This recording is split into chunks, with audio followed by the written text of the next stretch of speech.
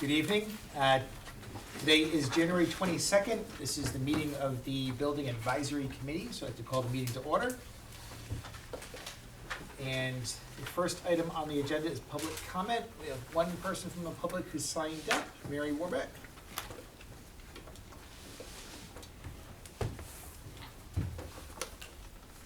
Hi, and Mary Warbeck, 25 North Road.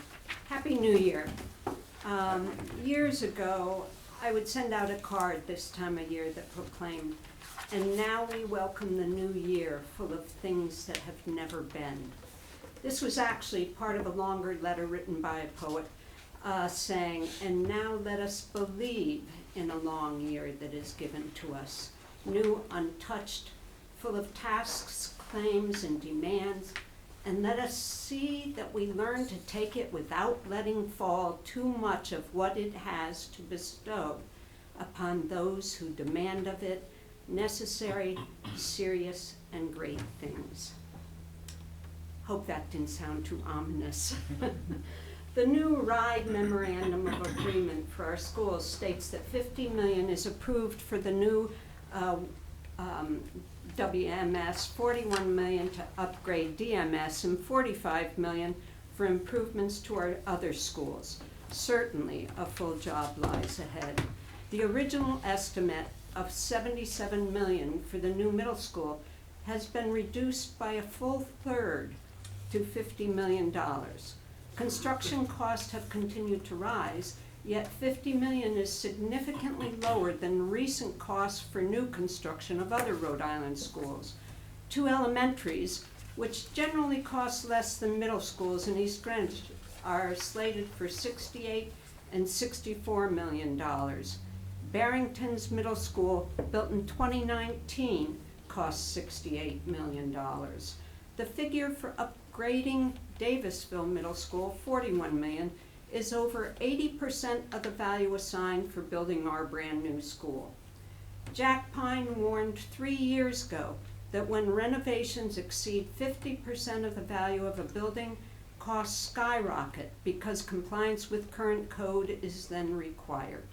Is it wise to invest $40 million into an already 60-year-old building? What is the new facility condition assessment for Davisville?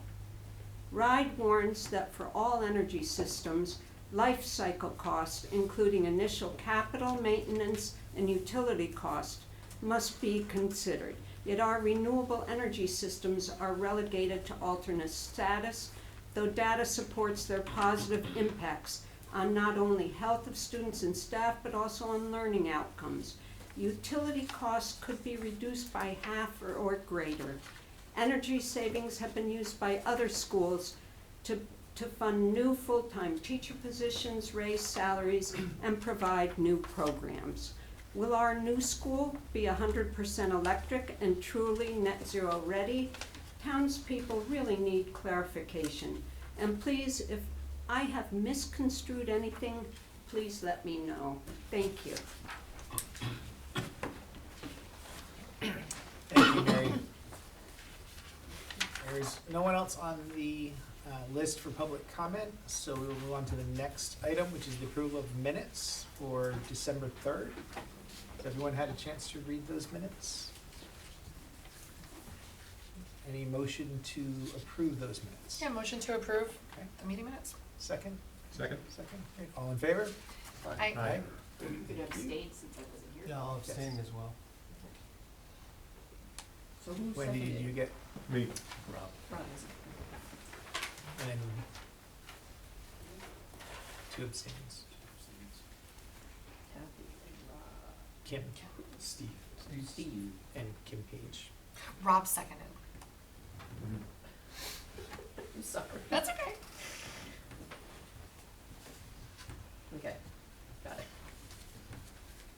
Okay. The next item on the agenda is the owner's project manager update, so I will pass that over to Sam Bradner from Paradigm. Thank you, Superintendent. You're welcome. Our update is basically going to be the presentation of basically a summary of the Stage 3 schematic design submission that the team has been working on pretty aggressively since really back in the fall after we submitted the stage 2. Just from an agenda standpoint, we're just gonna kind of walk through WMS first and then the capital improvement projects. If we go to page 3, we are not including all of the submission material here this evening. We want to protect everybody's, time and everything else. But the stage 2 exceeded, I think, 2,000 pages. This will be not quite as much, but it'll be, what we'll do is we're gonna back out a lot of the paperwork that was in that submission. It's gonna be replaced by all the actual documentation from the design team that they advanced to the schematic stage. And just for reference, so everybody remembers, schematic is roughly 25 to 30% of the design kind of completed. We will have 2 more steps in this process that we have to go before RIDE in the stage 3 phase. That'll be design development, which is usually, again, depending who you ask, it might be slightly different, but about 50%. And then what we call usually a midpoint in the construction document. So 60% construction document is kind of the typical phase. So those will be the next 2 steps that we will repeat this very same process in front of this committee and in front of the school committee. But what you see up on the submission checklist is the major components that will make up the stage 3 submission. Some of these kind of tag along to what we saw during the stage 2 process, but again, getting into a lot more detail. We included a summary of the MOA that the town, which is what the approval that came out of RIDE. And I just want to walk through this really quick, just so everybody kind of understands. I think there was some public comment on it as well, but Wickford Middle School, you are eligible for up to the $50 million number. We knew that this project, and this is pretty close to what the number was back when they did, when you guys were going through the multiple addendums on your original stage 2.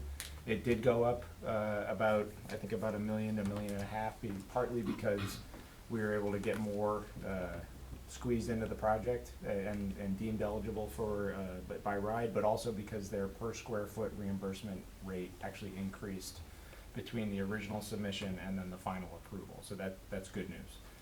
Those rates went up. They set those every year annually based on several national metrics that kind of get you to that new number. So that's a positive thing, but it is still does not meet the entire project budget, which we knew it was not going to. I would say from our experience, this falls somewhat consistently along projects that we've worked on and that we know about. I think we've talked about these before. I think South Kingstown High School, 150 plus or minus million. I think their RIDE approval was somewhere in the low 100s. I think it was 100 or 105. We know our work in East Providence, in Central Falls, Barrington, some of these other communities, we've seen that kind of 2/3 eligibility ratio kind of be somewhat constant on these projects. Obviously, every project's very different. The renovation work, these numbers are much closer to the actual cost of the work because renovations typically are pegged much closer to that number because you're not dealing with all the formulaic analysis that RIDE goes through. One important item in here, and I think it's important to note, Davisville Middle School was approved at the combined value of both the base and the alt work. And if you recall back to all of our discussions, we submitted for more work in Davisville than we knew you had money for. But the goal was there that if for some reason, if money became available or if there was a decision-making process around that, you would not have to go back in for another stage 2 amendment. You would already have that kind of cleared. So what we had included in your available budget was just the base work, which was just over $21 million. So when you look at this, there's about $19 million of eligibility that will not be conducted during this, this round of work. And again, it's based on your total available funds. So I think that's just important for everybody to remember. When you see that 41 million, it's, you don't have the money to do all that. You have about half of that based on your total available dollars of about $140 million. So we'll talk about that repeatedly throughout the process, but we just want to remind the team about I think that. just to clarify, so the amount on here for Wickford Middle School new construction at 50.4 million, that is what we're eligible for reimbursement. Correct. At your rate. At our rate. Yeah. Out of the total cost of the school. Correct. And the total cost of the school It's more than this. 72.5 is kind of our, the benchmark that we've kind of set. So we still have 72 million dedicated to that building. That's Correct. just what we're Yeah. eligible for based on RIDE's formula Right. for reimbursement. Yeah, so, and I think in the MOA, there was also a anticipated reimbursement number. It was somewhere in the mid-40s. So you'd actually back out that EMS alt of 19 million out of that number, and that's probably closer, and I think that gets you into the high 30s, right around 40 million of potential reimbursement that would come back through. So, complicated ride math, we understand, so we're just the messenger of it, but we wanted to make sure everybody understood it. So, any questions on the MOA? What's our reimbursement rate again? 35. You guys are 35%. 35%. So what's the, sorry if I'm asking an obvious question, what's the correlation between the 35% and the 50 million? So you would get 35% of that, the number in the MOA, assuming that you met all the requirements of RIDE. So at the even if our conclusion of the total project. bill is 72, Yep, we'll get 35 of 50. of the approval, right. Okay. What's 35 of 50? So our, There you go. 17.5. 17.5. About. So 17.5 of 72. No, No. Well, yes, it's well, 17, but yeah. for our I'll put that purposes. down. Yep, yes, yep, sorry. Thanks. I'm trying to keep track of the numbers. Yeah. Great, so we're just gonna walk through, we're gonna go through a little bit of a design discussion. A lot of this you guys have seen before. We're gonna, we have a draft schedule in here. This will be part of the submission process. This schedule has remained relatively intact. We're talking about design happening through Q3 into Q4 of this year. Guaranteed maximum price contract, which is the agreement that we'll enter into with Shawmut. That would be coming online this fall. That's where all the bids would be in, and they'd be kind of issuing that as an addendum to their contract that we will be negotiating prior to that. With hopefully early release work happening starting in this fall, ordering especially long lead items, and then really starting to see work get underway end of 26, Q1 of 27. That's compounded by weather. We've talked about that, and that's gonna be the challenge. If it's like this next year and we're getting 2 feet of snow potentially on Monday, then that's gonna create some challenges just on how much they can do during that period of time. So Shawmut is certainly trying to accelerate to get into the ground by the end of 26, so that they can start some of that work, critical work, so that by the time they get into the early spring, steel can be arriving on site and they can kind of be going vertical with the building. But a lot of variables are in, part of this process. The first being the approval steps that we have to go through now, and those 2 other steps that we talked about. We're not gonna read through the project narrative, but it's there just for folks to remember kind of the tenets of, kind of what the expectations that the design team has kind of produced with a lot of input from, teachers, from the administration, from the building committee, and other folks and stakeholders throughout this whole process. The design plans, Tina and Mark, happy to have you walk through those. I don't think there's a lot that looks different from the screen, but Mark, I don't know if you want to just touch base on anything. in there. Sure. Hi, everyone. Mark McCarthy, Perkins Eastman. Yeah, not a lot has changed on the plans. I think I'll just point out a couple of things that we don't always maybe talk about. I know they're also part of the project narrative, but the school is quite efficient in terms of its layout. For us, we look at these things in terms of our net to gross and things like that, but also very secure. So that was something we don't always talk about so much, but in terms of entry, having secure vestibule, all of our public functions are on the ground floor. All of our classroom wings have automatic doors on them. So in a case of a lockdown or wanting to use, as schools often are used for public events, we can segregate those things naturally. So that was a big part of the design, as well as orientation for solar gain. We'll talk a little bit about our sustainability approach. But this is the ground floor, so this is where the gym and the cafeteria, which is also acts as the auditorium, the administrative and some of the art spaces are on the ground floor.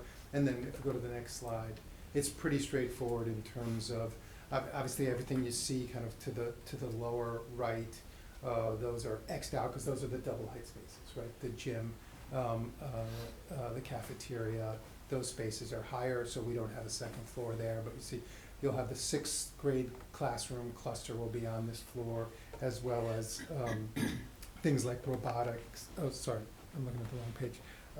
Some of the shared, support spaces are on the second floor, along with sixth grade, and then we go to the next slide. The seventh and eighth graders are up on the third floor, so, you know, seventh and eighth grade, you start to move around a little bit more, those grades mix a little bit more, so that makes a lot of sense in terms of a middle school design. And then, the site plan, I think this is something that everybody has seen and pretty familiar with. Just a couple of the highlights, I think are, you know, I think we've been really pleased with the way traffic patterns have been accommodated. So it's hard to see maybe from your seats, but you know, there's separate cars and bus being yellow, cars being blue. A pretty efficient layout there. Again, pretty secure building in terms of entry points and controlling everybody coming and going. So I think we're pretty happy with the way the site has evolved. And then next slide. So I'll go a little bit, and I'm gonna do this at a very, very high level. I'm happy to dig into it. This is our CHIPS scorecard. So we're required to meet certain standards when it comes to sustainability, high performance schools. Currently, and it's probably extremely hard to read on the screen, but maybe in your packet, we're at 165 in the green category. So 106, those are yeses. Those are things we feel very confident about. And then you'll see another 42 or so in the maybe. So that's something. So this is, again, as Sam talked about, for schematic design, we're pretty comfortable for where we're at.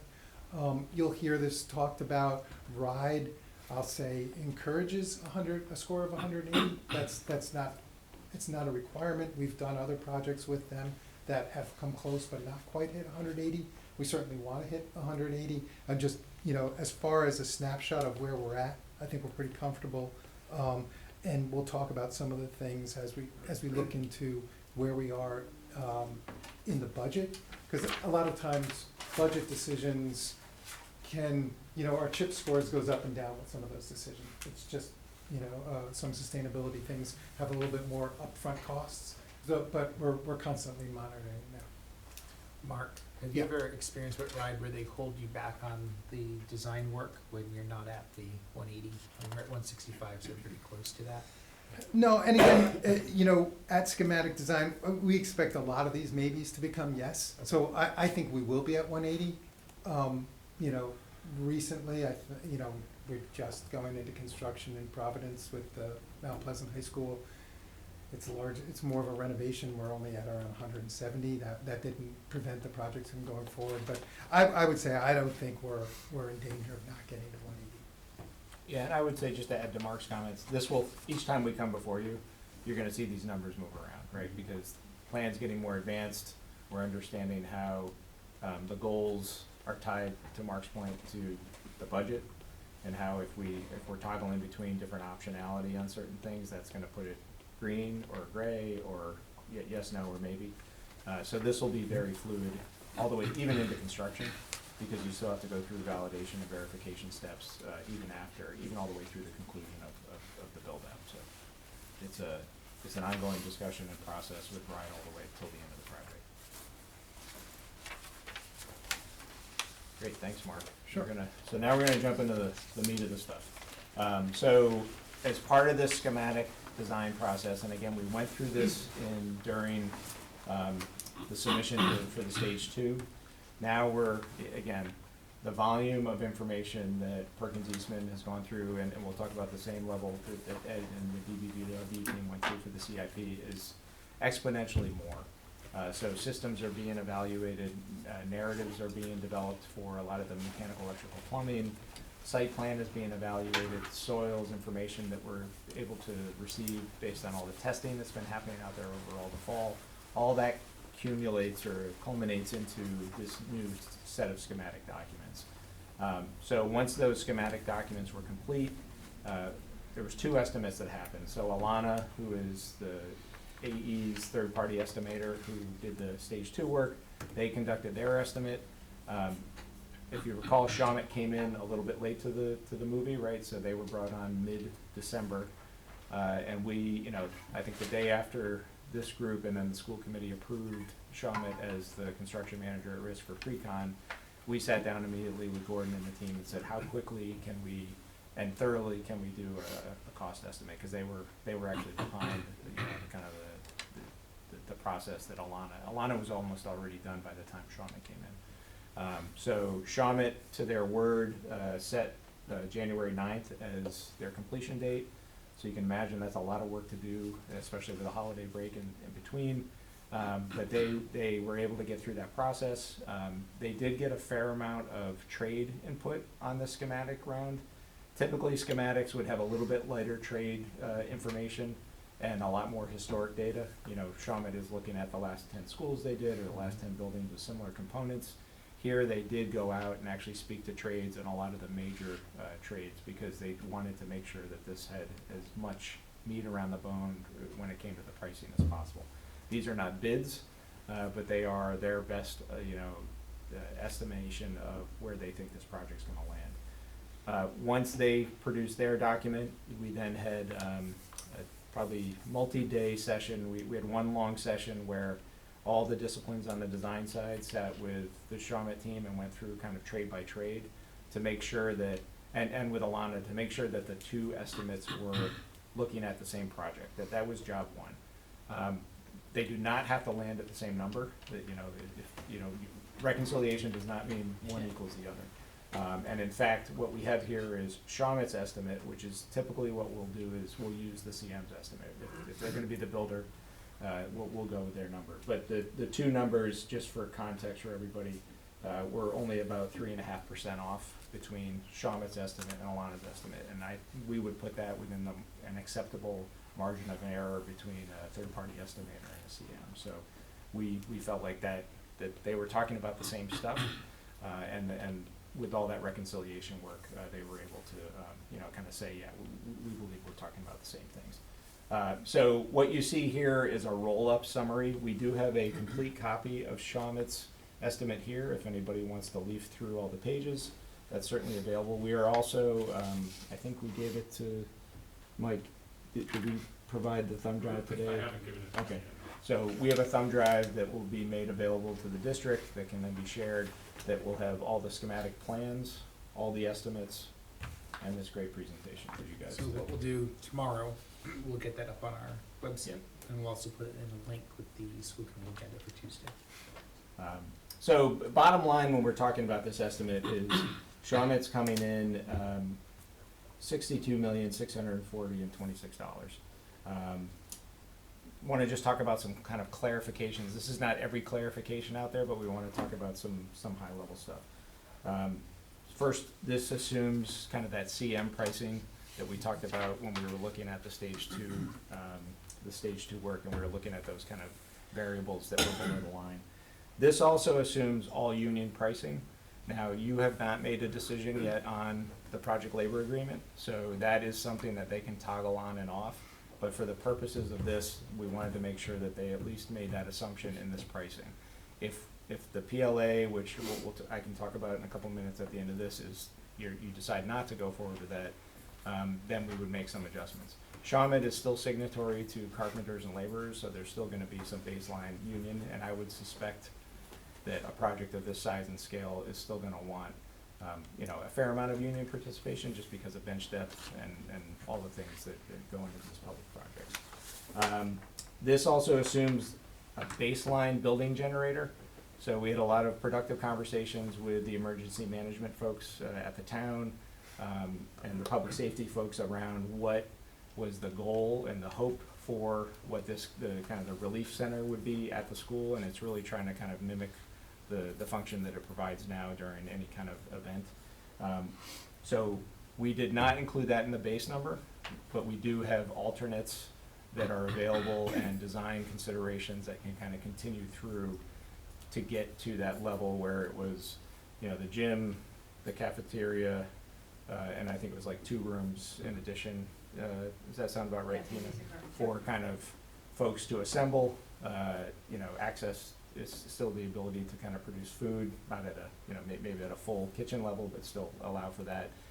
And then some of the other kind of base building stuff. What we have in here now is the baseline, what a building of this size would require for kind of life safety, to keep the lights on. I think there is, the refrigeration in the kitchen would be able to stay on in this base number. And then we'll have to decide as we go through this, okay, are we gonna add in that layer up to kind of get to that, the level that was expected? Another clarification assumption on this is that this budget assumes that the existing on-site waste treatment system is sufficient with some minor upgrades and reuse. We think that that is still a question that we have to further explore. You know, we've talked about it in this room, kind of the variables. It was, can you reuse that existing system? Do you have to build a brand new system of a similar construction type? And then the third is what we've been kind of pursuing in parallel, which is there an opportunity to kind of tie into the public system if that extension? Do we know the time frame of that decision making? So, I would say we want to start to talk about that now. Now that we have some of the data, Ralph, we can sit back down and say, okay, cost to extend the new, to pull the line all the way to Phillips and then pull a lateral off the new building and get there. Roughly, we're seeing it just on the hard cost, and this is based on information we got from your town Yes. team members, and they did kind of a per linear foot takeoff based on recent work. And that extension, it's hovering just under $1 million. That doesn't include soft cost or contingency or some of these other items, so it's an imperfect number, but now at least we have kind of an estimate of where that is. We do know that a new system, a new on-site waste treatment system, if we had to go that path, we have a, help me out, I think it's in the 680,000.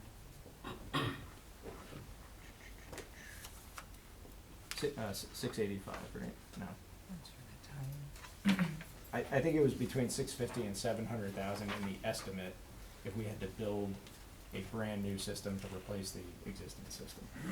So I think that's the math that we should start to think about is if you had to go build a new OWTS on site, and it's called 700K just for argument, and a new system is, 635, and a connected into the town system is $1 million, where, decision-making around that, I think is. And two other aspects of decision making, you tell me if this is incorrect, is number one is there's ongoing costs with a new system.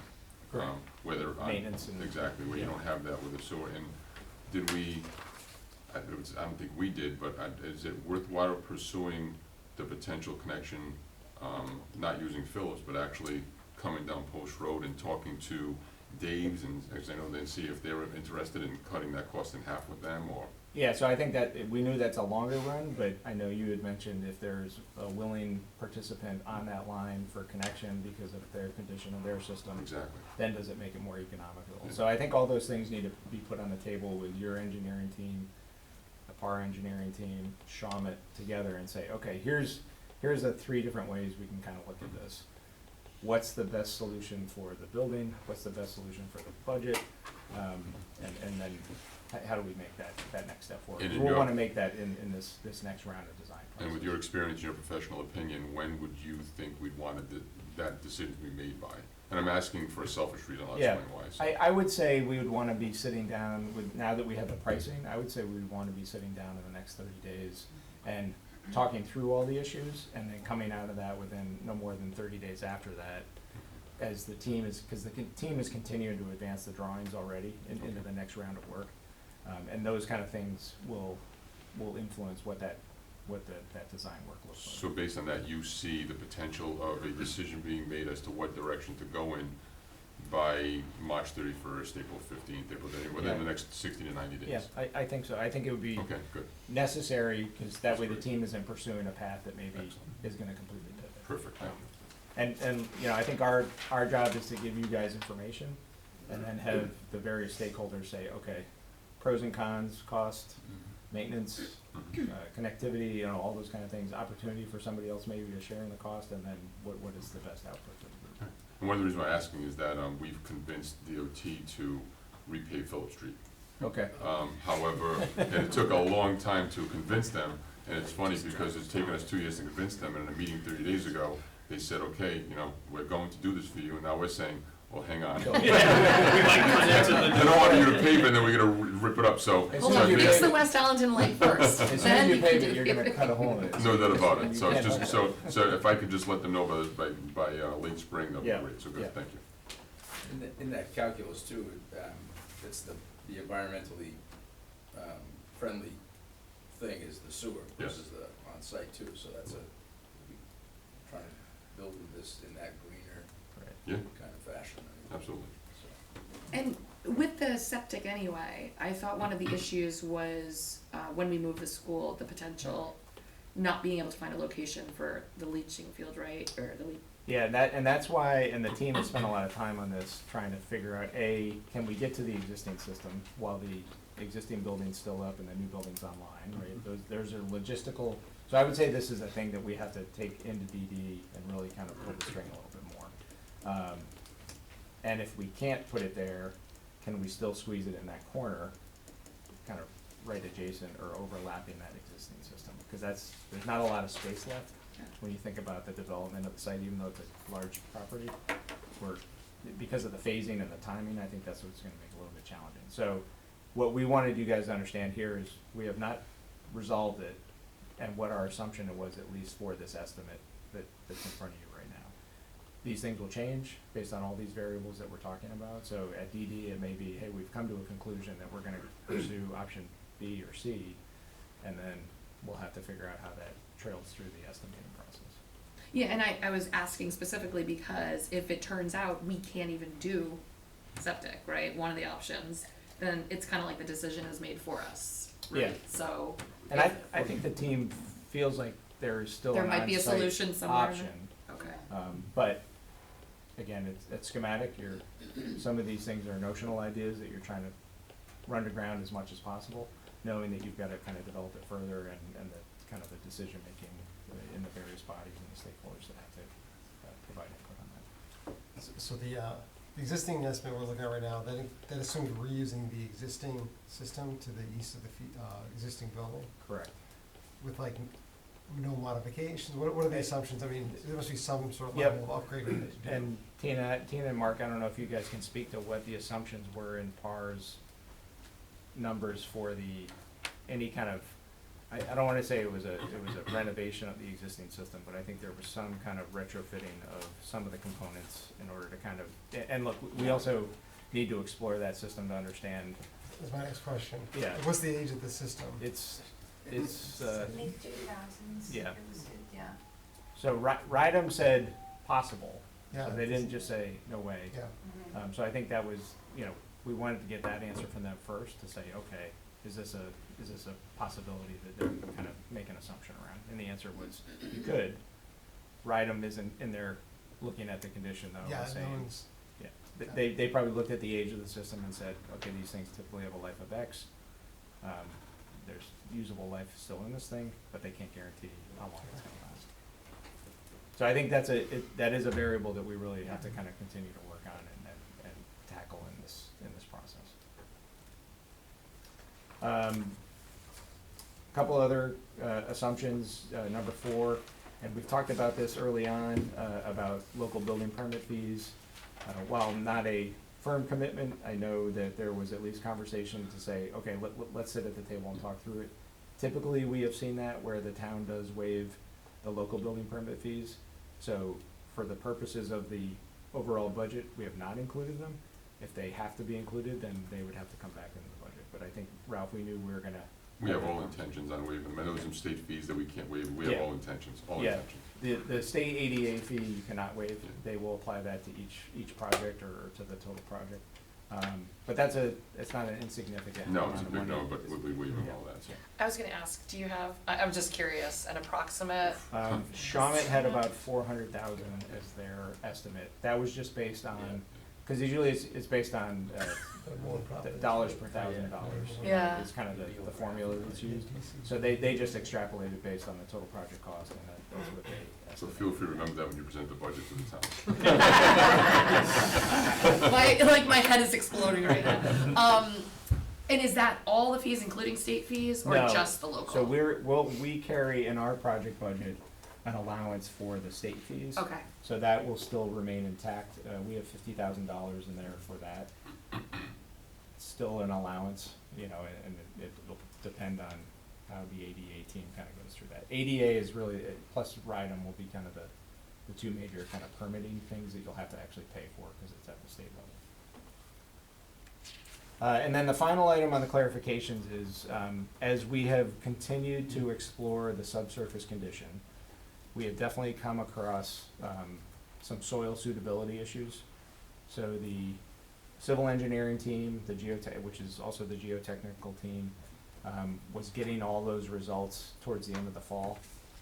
You know, we have high groundwater, which we were aware of. We also have some soil profiles in there that are not great to park a building on. So not uncommon. So then it's how do we address those issues when we actually get into the construction process.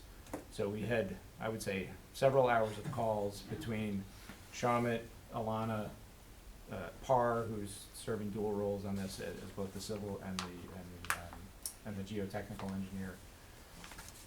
Not to solve every single problem, but to try to get to some common ground on what we think the exposure is. So in this, and you know, I think there was a lot of strong opinions, a lot of creative tension, Mark, like we said this morning. So what Shawmut has included in here is I would say a sizable allowance of about $300,000 to deal with kind of the unknowns that we have right now on that soil suitability. That is gonna be something we're gonna have to continue to kind of pursue that process. You know, there is some additional testing that we could do. We're not sure about the efficacy of doing that more and more testing. It may not get us that better or clearer of an answer on kind of where is it okay and what do we do with it. So that's something we're just, you know, that's something that may tap into contingency later if you find something. And really, until you kind of start peeling the site back, that's when you're really gonna understand kind of what the level of that type of soil profile is. Yeah, please, Mark. And I'm no architect, not the civil engineer, but as I said, this is the one that we probably discussed the most, including some that was like December 26th or something. I just remember being on a lot of calls about this, because it's the one thing that we can't predict, right? Once we get out of the ground, we can predict what's gonna happen, and we can draw, and they're gonna build what we draw. But we can't know exactly what's gonna happen in the ground. And we've done a fair amount, more than typical exploration already, because that's a question, because I think that would be a normal question. Can we do more tests? Can we find out more before we get? We could essentially be drilling holes all over the place and still not know exactly what we're gonna find. So we went back and forth, and that was to Sam's saying, we arrived at an allowance. It's more than Shawmut originally wanted to do, but Parr was is concerned that we were holding enough in case we find more unsuitables. And just to get into a little bit more detail, it's different between what we're doing under the building versus what we're doing under a field or under a sidewalk or a parking lot. As you can imagine, those are different criteria. So there's a lot that goes into this one little line here, but I think we did come to a place that we're relatively, I think we're all on the same page. I think it's been a healthy back and forth. Yeah. Was that line item the source, like a big source of the 3% difference between Alana and Shawmut, or not necessarily? It certainly was, because Alana was higher, and they did not, I would say Shawmut took a CM's lens to kind of how they want to deal with the soil management and what they think is, possible to do on the site once, and they actually had 2 site contractors take a look at it and they talked to them about it. Again, not perfect. So it certainly was one of the deltas that we had between the two estimates. I was gonna ask, are there any other line items that were kind of like, big differences, I mean, big, that Yeah, and I 3% don't- overall is not big, but, you know. I don't have the any comp. line items that might be, risk area. Yeah, escalation was another one. You all right? I'm good. Shawmut took I would say a much more aggressive line Yeah, on yeah, escalation. And again, they're the ones that are gonna be buying it, so and it's not that Alana was wrong, I think it's just kind of a Mhm. different look at it from, if the builder's building it, they know what the trends are and they know what they need to buy until. Yeah. I would submit that Alana was projecting further into the construction duration, probably to the half point. Shawmut was probably to buy out, right, which Yeah. is the point where you're locking in all those numbers, so. So that was a spread of a couple $1 million. Yeah. Mm. When, Go ahead, Steve. I'm assuming the 925, that's Shawmut's number that you used in this spreadsheet right here, correct? Yep, yeah, we'll talk about that in a minute. And another question I had was, the 300K, you said 300K allowance for the soils? Yep. Is that under earthwork, or where is that? I think carried? it's built into their earthwork. It's built number, into the yeah. trade, the Yeah, CISI, yeah. not the design and estimating Nope, or other. no, Perfect. yeah. Okay. Thank you. And then one other thing, it's not on this list, as part of the testing work that they did out there, they did come across in a dry well, which is not surprising, some minor hits on, I think it was on PAHs, right?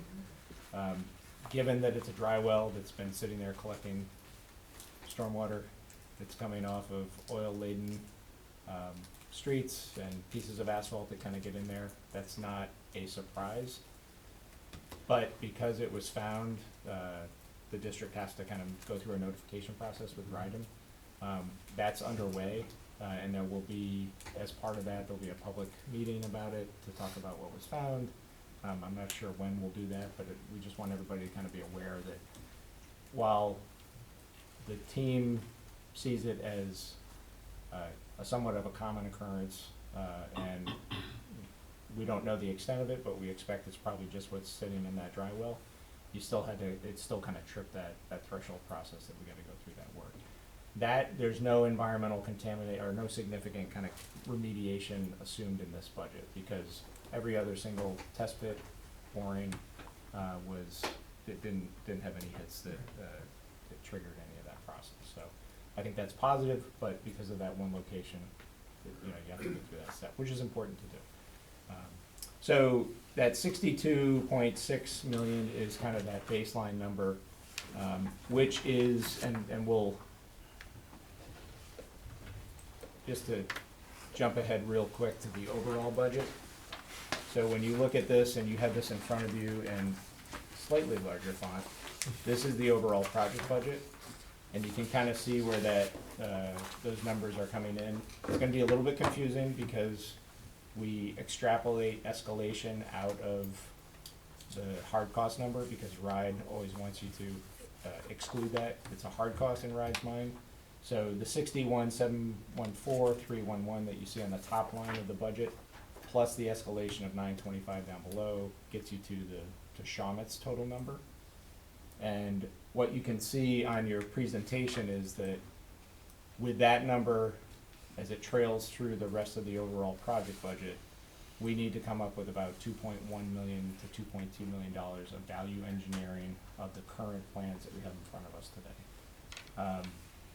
I would say, I'm not gonna speak for our team members, this is not a surprise. This gap between what our target needs to be and where it's come in at schematic, we have certainly been in much more drastic spreads in our lives. But the way we get to achieving the budget goal and the budget target is to go through value engineering. So we're gonna go now back to the value engineering page. And as part of that reconciliation work, what both the design team and the estimating team did is, and you can see it up on the screen and in your handout, is start to really do a deep dive on items that we think can introduce savings to the estimate and the project as we see them today. These are not perfect by any means, but they are informed by Shawmut's evaluation. Alana also did a parallel path to this. This is Shawmut's information. So you have a list of, and the numbers are off because we've been resorting them to make sure that we had the yeses in the number one column. But how this reads is you've got this laundry list of items. You've got estimated values for those items in the value column. And then you have 1, 2, 3, and 4. And 1 being items that the team would recommend.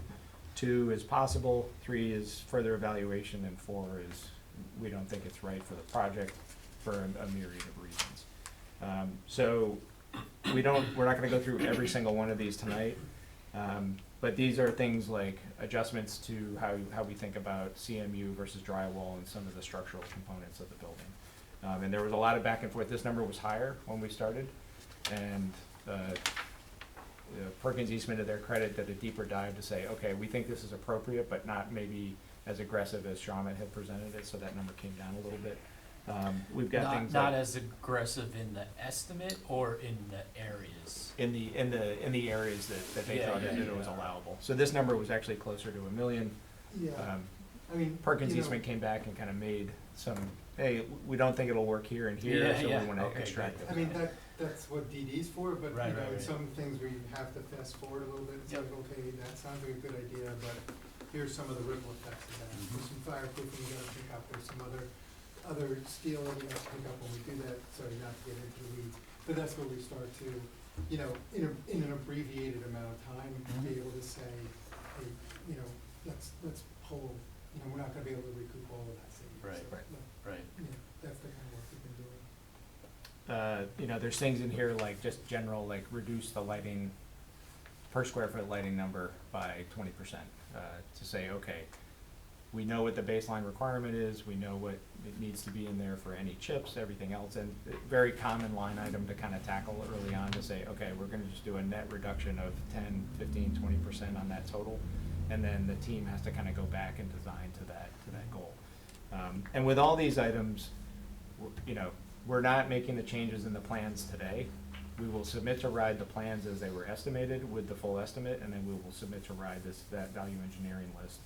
And then what happens is they will approve, and then the team will be incorporating these changes into the design, going into the design development phase. I would say all these need to be just kind of re-vetted. We've certainly talked with the leadership team about these items, but we need to go back through line by line and say, here's the proposal, here's what we think the impact is to the building, minimal, which is a lot of these are things you probably would never notice, or that first column. As we get into those further columns, there might be things where the district, the design team, code dictates that, we thought it was a good idea, but guess what? It's moving over in the no column, or maybe we had something in the maybe column that can kind of move over into the yes column. One that's not in here as a yes, but it is certainly gonna be on the table is, can we squeeze the building down a little bit? Are there areas where we can grab 100 square feet here, 100 square feet there? Every 100 square feet is Yeah, $500,000. If we can, Hey, if we can save 600 or 700 square feet, that Right. actually turns into significant hundreds of thousands of dollars. Just to be clear, that is not losing program, that's Yeah, not just gonna say losing a that's room, that's haircuts, that's, hey, the stair is 4 inches more than it absolutely needs to be in this case, because we have other stairs, let's look at that kind of thing. So those are things we're looking at. We're even looking at, the height of the building. So the exterior wall is one of the most expensive parts of the building, so if we can make the exterior smaller, that saves proportionally a lot more money than let's say, a floor slab. So, if we can make the building a little tighter vertically, again, that saves money. But that's a really detailed, combing through of all the drawings. So, we're taking percentages here and trying to be,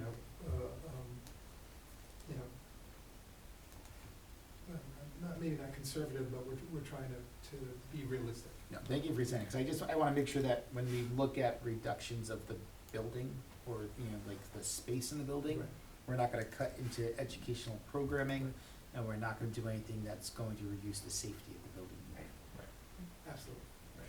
Just for clarification, is it my understanding, I have to remember, but I did look at these numbers, that the media center is already below the ride allowable in terms of square footage? Like, in other words, have we already kind of, for lack of a better term, value engineered the media center? I'm not sure about that, I don't wanna just off the top of my head say that about, but we did do some value engineering, not of eliminating program, but saying, rides sometimes will have a pretty generous size of things. And we've done that, and I'm sure you guys have been involved with projects and that too, where, you don't always hit exactly the target, it's usually not doesn't impact the. Right, that was some of, use of prior it. to the stage two, Yeah. Yeah. we had to look at the size of the building and spaces. It's actually part of the So- stage two submission, Right. where we asked for a waiver. That, yeah, on that's, some of There that. was a that's what I waiver. saw, and it's just one of those things where you're saying that, obviously ride square footage is different from maybe the reality of what the district needs and how we could Right. still maintain the same programming with the same amount of students that we know we're gonna have. Yes. Okay. The other question I had is in line 32, or item number 32, so about midway down, it says change over excavation allowance at parking. I do know that one of our adults was additional parking spaces. I'm assuming this is connected, but what is the 50,000 to 150,000? A couple questions. Why is the 108, why is everything else red in the red? So that, little bit of a nuance, once Shawmut issued their reconciled estimate, they don't go back and make a change to it. So this was that $100,000 that we talked about. Oh, I'm okay. sorry, we didn't even talk about it. We had $200,000 of allowance for the soil management issues that we talked about before. They added this in, and here, this is the math of where they're kind of reconciling that number. I know it's a Oh. little odd. I raised my hand on it too. It's- Okay. So the math plays out, but because it basically reduces, the available VE in this overall list, because that's really gonna be in the base. So if we fast forward to the design development, that number would go away because it would be already built into the base estimate, so. So- It's a little, so it has nothing to do with the extra parking, but just to answer your Okay. first comment. Okay, so that line doesn't have to do with the extra parking? Correct. Okay. Yep. Is there a line in here, I haven't read it fully, but is there a line in here that does discuss the extra parking spaces themselves? That's in the alts, I believe. Oh, okay, okay. Yeah. I think we ended up removing that as an alternate that we're tracking, and at the base included all those, it was 14 extra parking places. Oh, okay, I thought it was more like 25 and then, but that's okay, that's Reduced to it. fine. And then one last question, Sam, what are the item numbers, because I'm looking at, Why is it sorry. in weird order? If, Yeah, so when we went through the overall list, there was no prioritization. okay, Then, once we resorted on number one column, we still kept the numbers on the side, so just kind of ignore those. Okay, That's more okay. for our own internal tracking. I wasn't sure if they had been priorities, No, and then no, they just got all there's- shifted around. We're not, we picked winners and losers once we put them into the 1, 2, 3, or 4 column. Okay, And at that point, we already had all those numbers, so Shawmut just wanted to continue to track. I was gonna omit it, but I didn't wanna doctor their stuff, so that was. and instead I had to bring it up. Yeah, no, Um, listen, And the last question, It's an astute question. the last question, there are no threes? Not yet. Okay, there might Um, be. And again, this list is gonna Change, okay. We're gonna come back to you guys, I know this is painful, we're gonna do this again in 3 to 4 months. And it's gonna get harder, because we've taken a lot of the stuff that we think is, I would say, kinda low-hanging fruit, right? We're gonna go back, go to the next phase of design, re-estimate again. More than likely, it'll still be over, hopefully that number's come down, and then we've gotta go deeper into the list or come up with different items. So, while I can hear you loud and clear about we can't compromise program, square footage will continue to be kind of something that we're gonna evaluate, not to impact program, but to say, okay, your mechanical room is 800 feet. Could it be 650? There's 150 square feet. Your stairwell, to Mark's point, is 12 feet wide, it only needs to be 11. You project that up on 3 floors, So and you know, to Mark's point, if the building is 52 feet high, if you could squeeze it down to 49 and pick up a foot per floor, you're talking about that much less material that's kind of the square footage of surface around the building. So all those things are gonna kind of continue to be on the list. We are gonna be transparent with you guys about how, you know, do you agree with this or not? But as we get further into the process, the easy stuff is already taken, and then you gotta kind of continue to kind of hammer through and find where you're able to get those, you know, those nickels and dimes to kind of make up the total savings that Yeah. we're And shooting we, for. we actually, to some extent, you know, I think at some point we kind of called it in the last day or two, but we continue to have maybe smaller scale savings that we're looking at. Yeah. And that's kind of, that's a list that we're going through constantly, yeah. $10,000-$50,000 savings are just as good as one They all add up. $500,000. Everything adds up Yeah. Mhm. quickly. Yeah. The elimination of the exhaust fans for the tech robotics and COT, I don't know what that's standing for, and then science labs. So if we're reducing exhaust fans, are there concerns at all regarding So, venting? so art will have its exhaust Yeah, for the it says kiln. it's required. In the science rooms, we were not putting hoods in the science rooms. Mhm. That was, so, you know, I think they had, That was an assumption they made, Yeah. that we actually don't, for middle school, we don't need exhaust hoods, so that, it comes out as something that's being removed, but Right. it actually After the wasn't things. something we would have recommended. Okay. So they had it in the, Shawmut had it in the scope. Yeah. Perkins Eastman confirmed that it actually wasn't in the scope, so. Okay. Again, a little bit of timing. It's like, when do you kind of close the door on the estimate formally? And then what's a change after that? So, and Shawmut tried to hold that line a little too rigidly, I would say. But I get that's why, you know, that's why they wanted that. I have a question on the basis for the estimate. I know it's schematic, but what level of development did you have in the drawings? Like, do we have a full package for like every discipline, or was it narrative still? I'm just curious, just wanna. we can talk to that. So, well, I will say Shawmut did compliment the design. Multiple times. And I would say, you know, the drawing, so I guess, the transfer of the documents will be, made available to everyone. So the drawings were very, you know, comprehensive. Yes, all the disciplines, except for security had a narrative. And then we have a pretty comprehensive narrative for every discipline. And then we always take a CSI organized, sort of table of contents, so that is, you know, gives you a sense of what the scope is. I appreciate that, thank you. So this is our target VE. Again, this is very fluid. This is gonna continue to move.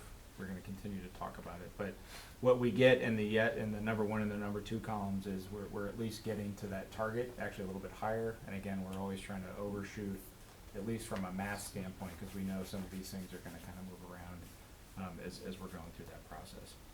In addition to that, what you have on your next page is alternates. So we talked a lot about alternates at the time of the stage 2. I would say relatively consistent with where we were at stage 2. The things that were on that alt list before remain on that alt list. That is simply, you know, us looking at the total available project budget, seeing the things that we know are critical to allow for operation and performance within the building, and then the things that we know are still very important to this community are sitting on this alt list. And this is a kind of a consolidation. I think Alana started out with 26. And we really tried to hone in on some of those alts, really to try to refine some of that. And these are not in any order of priority by any means, but they are just kind of listed out. I think it's similar to probably how we had them listed during the stage 2 work. 1 and 2, 1 being the kind of refurbishment of that existing softball field. Number 2 being the complete development of the fields on the east side of the new ring road that will come in between the site.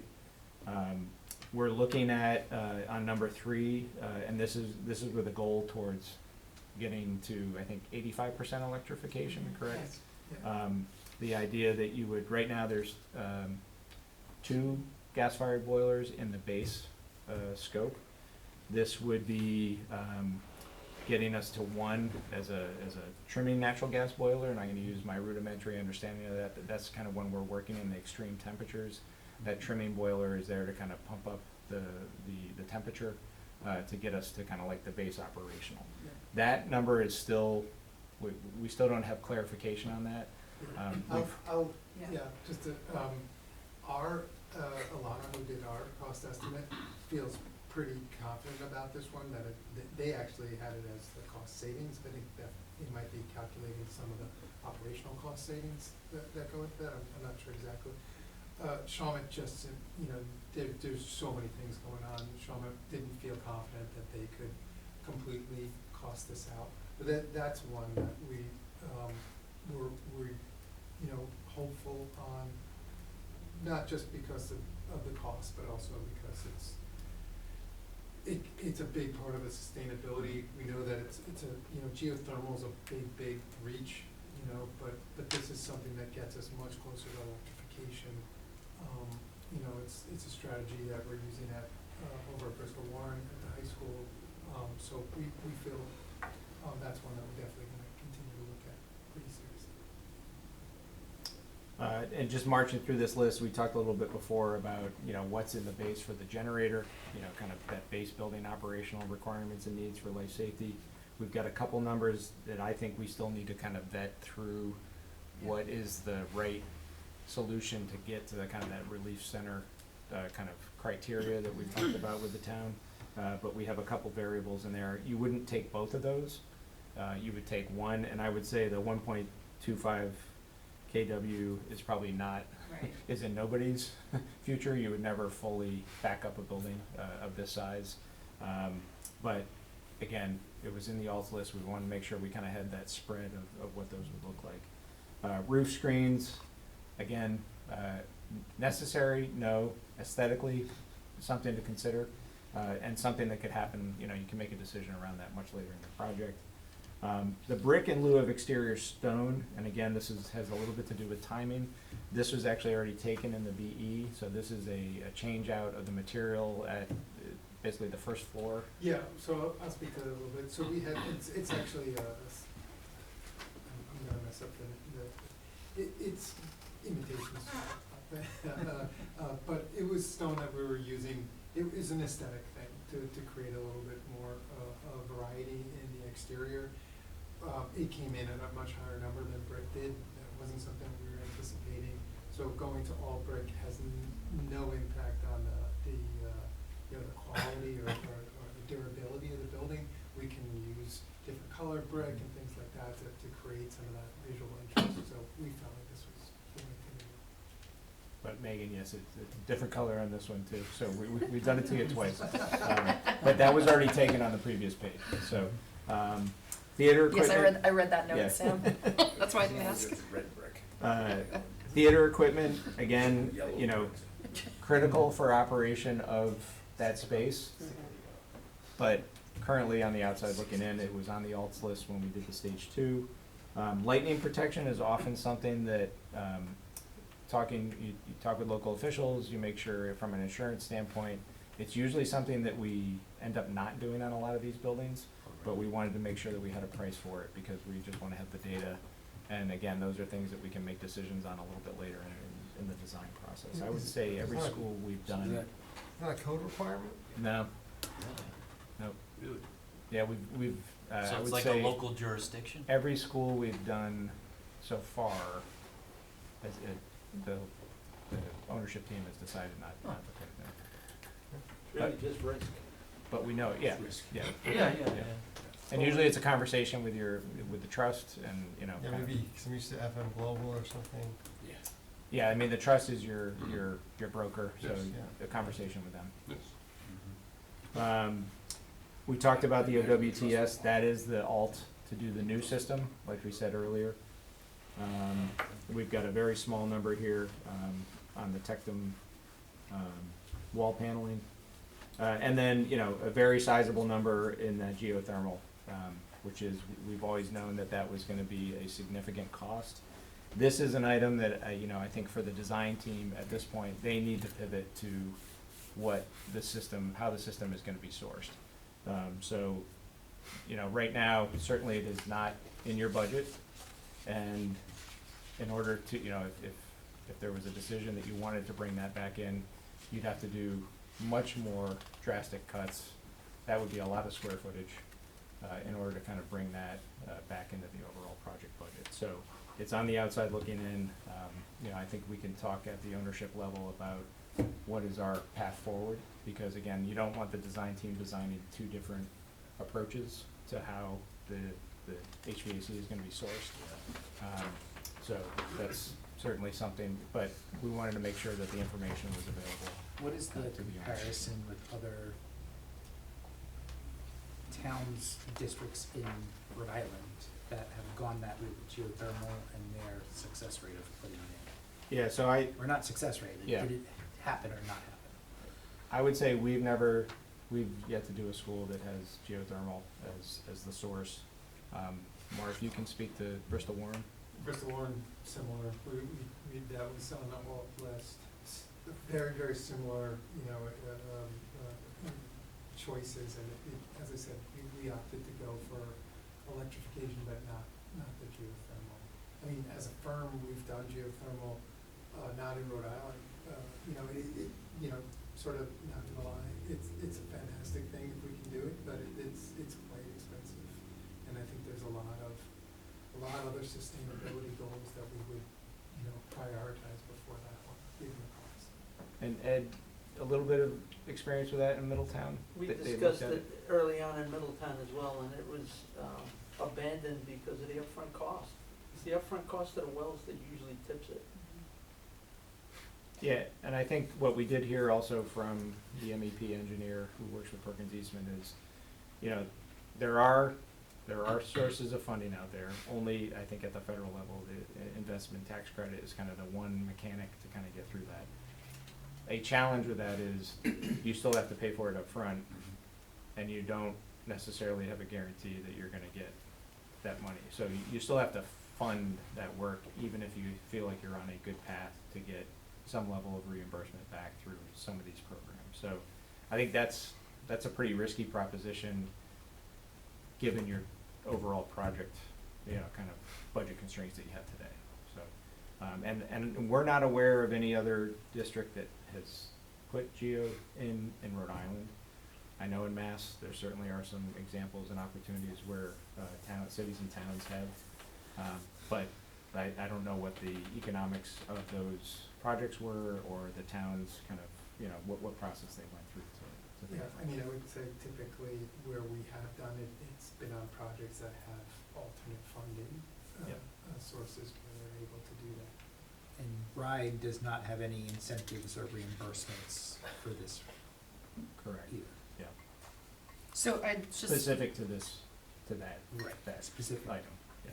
so I'd just like to add, because the internal team has heard this, but my opinion on this is, this is something that would be very nice, but it is a huge lift in the beginning. $3.5 million, and we're sitting here looking at a list of value engineering things that we're already trying to take out, so that we can get to the $2.1 to $2.3 million that we're kind of already in the hole for. On the Wickford Middle School side, haven't even gotten into the weeds on the capital improvement side. And we do not want to be taking money from necessarily right now from one pot and putting it into another. If you combine the 2.1 million with this 3.5 million right out of the gate, you're at, you know, over $5 million looking for money to spend, with the risk that the incentives will not necessarily be there we talked about this, it has to be a year after we open the school and the school is up and running. So that's a few years from now, right out the gate again. And that's provided that the incentives are still there when we get to them. And what will they be? I mean, there are just so many moving parts. And my biggest concern, and you've shared this as well tonight, is that we do not touch programming. I mean, we are in the business of education and educating our students safely, period. I mean, those are our top two priorities. And if we can't maintain the buildings safely and we can't educate our students in a proper building that is brand new, because we have to cut back on the sizes and all this other stuff, but then we're gonna put in this system. Again, very nice to have, great ideas, but I'd like to pose the question, then what does everybody else suggest we pull out? A science wing? Labs? A media center? Do we pull out arts for the students, the fine arts? Do we take off all of the other important things? Fields? Should we get rid of fields? I'm just saying that, sometimes the idea is very nice, but the reality is that we have a finite amount of money, and we should have seen this coming. We knew this was coming. I knew this was coming. And I'm not talking the last few months, I'm talking the last few years, that there are, there are promises made, and unfortunately, escalation and time and everything raises the prices. And the reality is that this is a big lift if you're going to ask us to put in this mechanical system. I just want the public to be very clear that that is a heavy ask for then having to take away other things that, as far as I'm concerned, should be our priorities in a school district. So, that's all I have to say. I know we have a lot. Yeah. Can I ask a question about, Yep. sorry, solar? Yep. And future, not current, but future, in terms of making sure that the roof is suitable for that. Yep. I know the adjustment there from .90 to .60 for that membrane. Yep. I'm assuming that the .90 is probably better if you're gonna be siting equipment on the roof. Yeah, the .6 So- is still suitable, and if you recall how we talked, you have to be PV ready, Mhm. period. That means Yeah. your roof structure has to be able to Right. kind of receive I was that just weight. thinking about the membrane. And Yeah. I'm sensitive to it today because I have 2 roof leaks. Yeah, I'm thinking yeah. recurrently. So just thinking long-term, Yep. that seems to be, I know we're trying to find dollars and Right. squeeze every possible dollar that we can. That seems to be a relatively modest difference for what is a kind of a substantial difference in the roof. Yep, and that's something too But that we can continue to That's evaluate. just me looking at it, yeah. I think that's, I don't wanna be flippant about it, but that's something you could flip the switch on Later. back and forth Yeah, okay. until you buy out the job. Gotcha. And I think we wanna make sure, we did talk to Armand about it, the PE team looked at it, they thought it was a legitimate, kind of VE item to kinda consider. I would agree though, given that it's only 45 grand, is that where you wanna grab that savings from, right? So, that's certainly one that Just we can from a kinda, daily yeah, operational thing. yeah, For, not for me, because it'll be 15 years Yeah. in the future. I'll just say When that, that roof is, when that roof is, Yeah. right. that wasn't Yeah, it's one that useful our life. technical guys spent a lot of time, batting down. They were pretty comfortable with that. Yeah. And they're usually not comfortable with too many of these things, so, yeah. that wasn't- So, we'll circle back to the budget, again, what you have in here, again, this is the total project cost.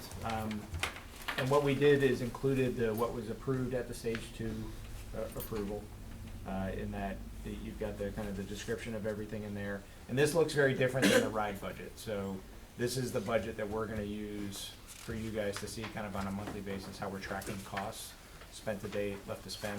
This budget is gonna fluctuate. Once we get to a GMP, that guaranteed maximum price, then that top Roman numeral number 1 category will start to be a little more static, but for change orders that will happen as we go through the process. But then what you see is all the other kind of buckets, the soft costs, the owner's costs, the FF&E. One big shift that we did here, and again, this was partly because of the design of the ride budget, is down below on Roman numeral number 3, other costs. Building demolition and abatement is below the line in rides form. We will continue to break it out when we submit to ride, but Sean had included their demo and abatement number up top. So you do see a little bit of a shift in kind of some of those bottom line numbers as you go through it. But again, our goal, when you get to that bottom line, is, you know, being just slightly under that $72.5 million kind of total cap that we knew was on this project based on your total available funds.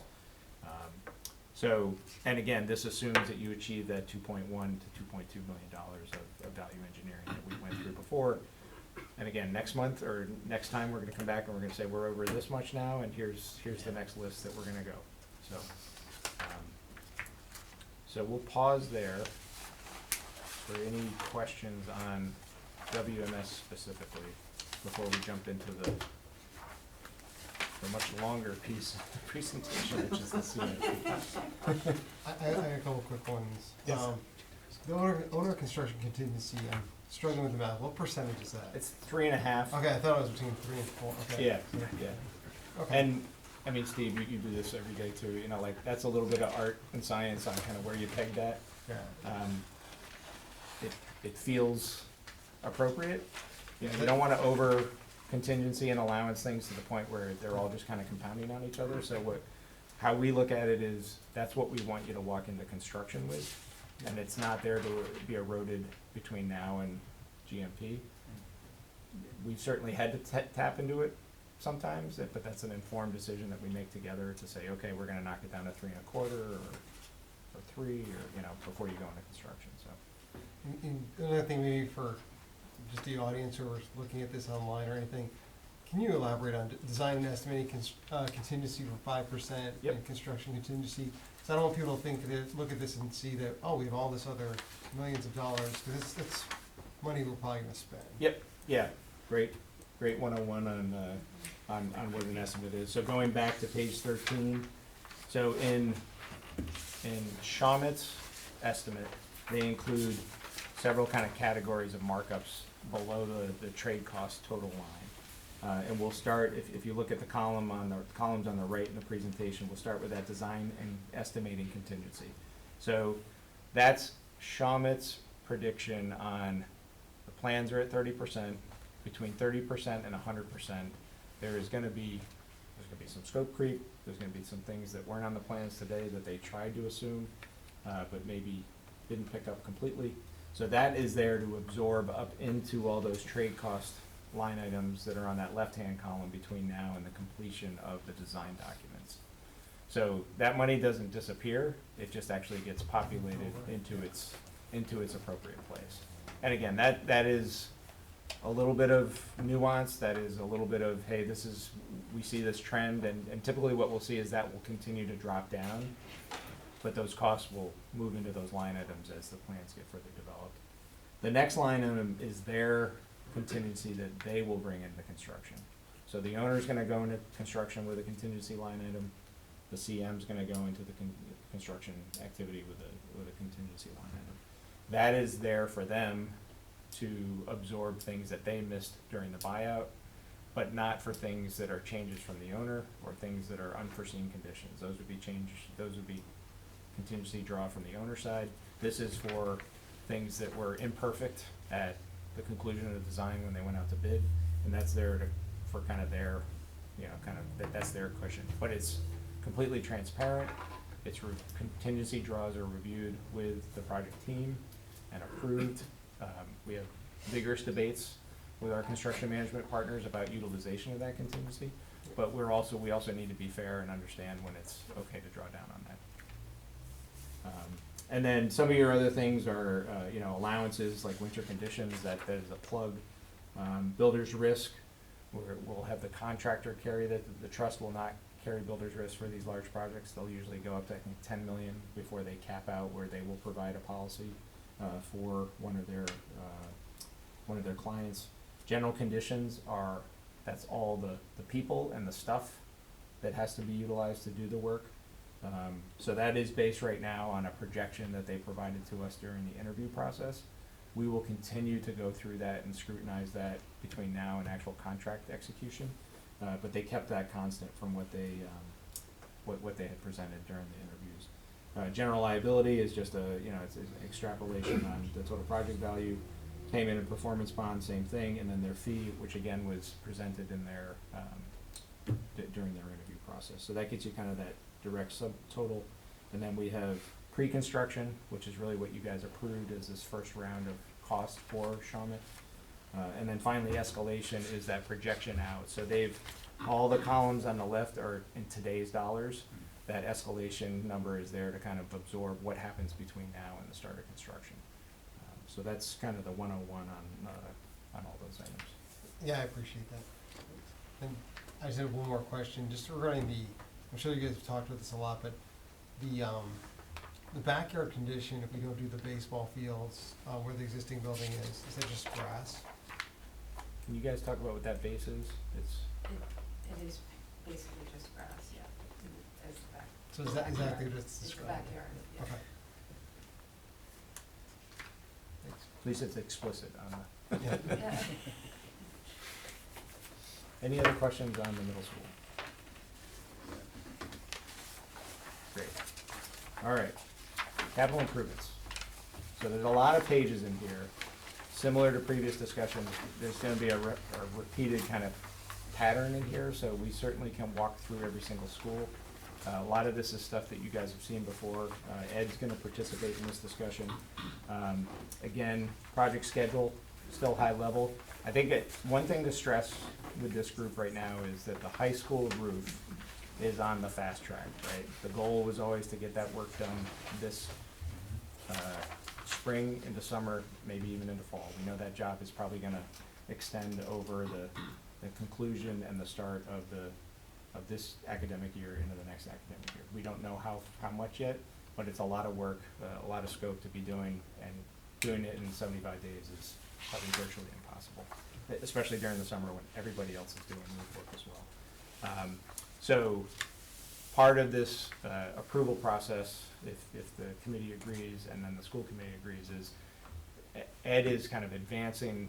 After today, these things start to diverge in the CIP work. The roof project at the high school is gonna actually jump ahead very quickly, because we think working with RIDE, we can get through a semi-expedited review, maybe not their formal expedited review, but maybe it's only 1 or 2 reviews instead of 3, because we need to be out on the street probably in the next 60 days in order to hit kind of what we know will be the summer term.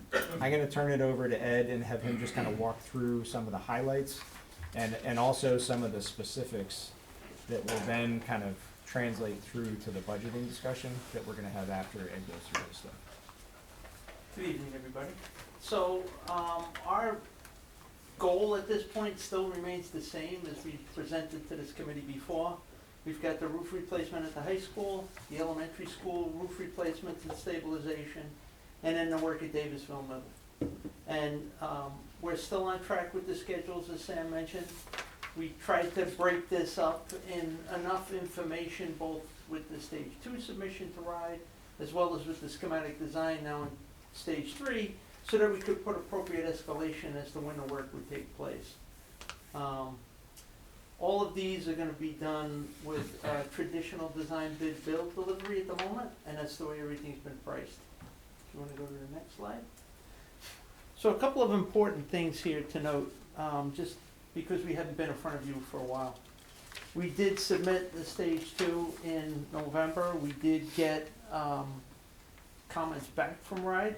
We did issue a supplement to that, but one of the big items that affects the roof work in particular on the CIP side were their comments relative to compliance with any CHIPS EQ14, which is an acoustical requirement, and it was triggered by exterior envelope enhancements, which the roof work, we were gonna take it down to bare deck on all of the roofs.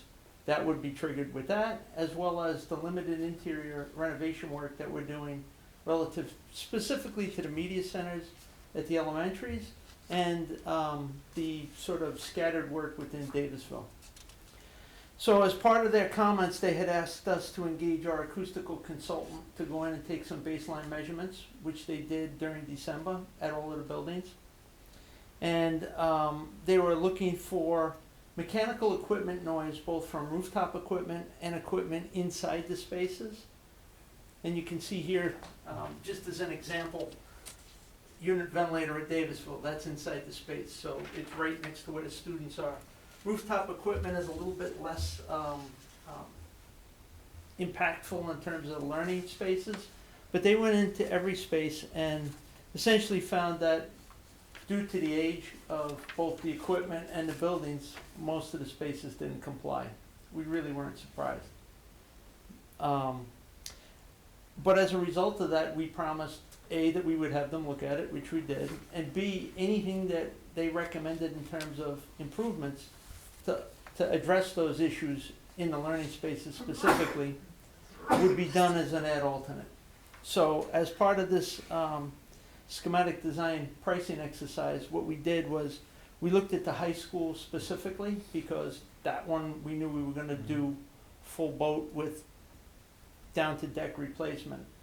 And our consultant actually recommended a couple of different things to address some of the concerns. Because we're doing no interior work at the high school, it's a little bit easier for us in terms of trying to quantify what is interior equipment and what's exterior equipment. So with respect to the rooftop equipment, they recommended that we look at an alternate for when we take the units off the curbs, put spring isolated curbs back. There aren't any in place now. We got a price for that, or we're getting a price for that, I should say. Adding some cement board on the roof to get some mass around where the equipment is, so noise doesn't go back through the roof into the spaces below. That's another thing that we've incorporated in the base work. One of the other add alternates that we're looking at is actually when we take that unit apart and ductwork up on the roof, adding sound attenuation to the ductwork that comes immediately out of the unit to help with that breakout noise. And we have incorporated all of that into the design development set of drawings that was sent out last Friday for estimate. And we're gonna submit to RIDE with those statements.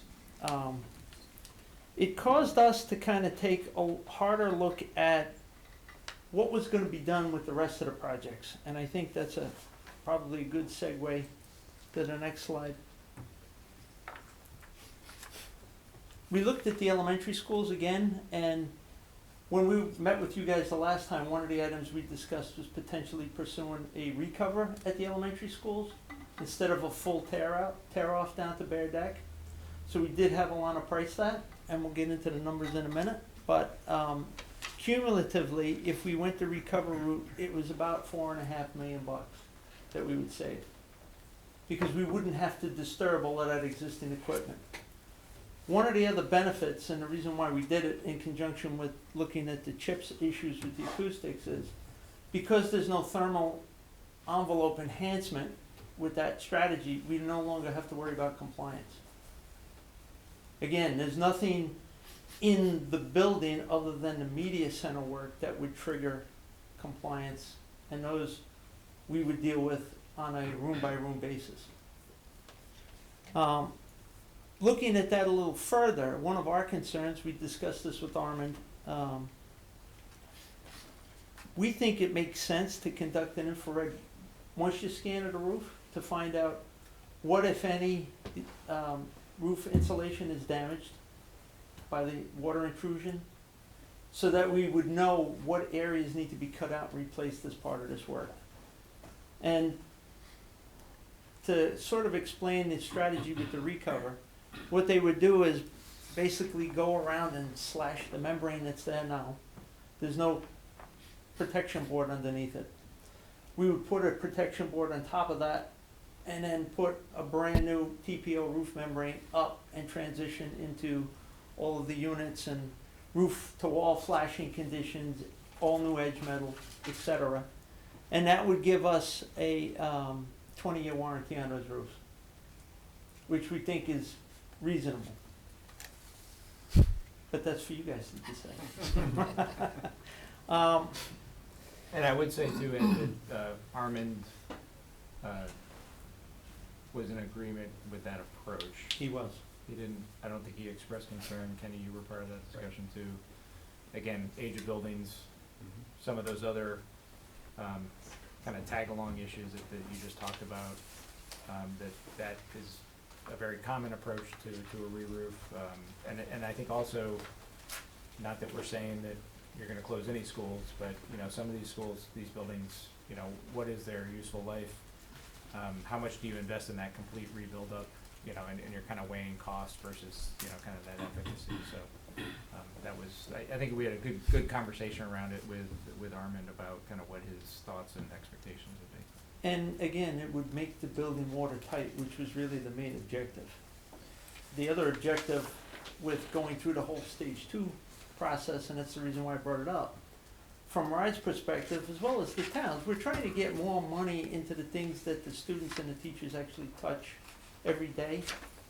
From a facility standpoint, yes, the roof's extremely important, but it'd be much nicer to put it into something like the media centers or the STEM wing at Davisville that isn't included in the base bid right now. That would be a big improvement to the overall educational landscape.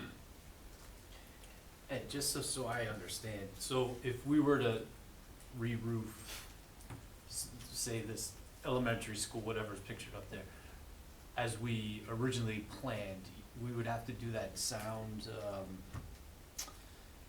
what's the word I'm looking for? Attenuation. Yeah, in every space under that roof. Yeah, because it's directly impacting Because the it's directly educational impacted. environment. But if you're only doing the recover, Yep. it does not Trigger that requirement. requirement. One of the other complexities with that, although it sounds really easy, the way I described it, you look at some of the ages of the rooftop equipment, they're already 20, 25 years old, so what benefit is there really to invest money in a curb or a sound attenuator when the unit needs to be replaced sometime within the immediate future? Yeah. It's not like this is a 20-year problem. That's gonna be part of your normal maintenance that's outside of the scope of the CIP at the present.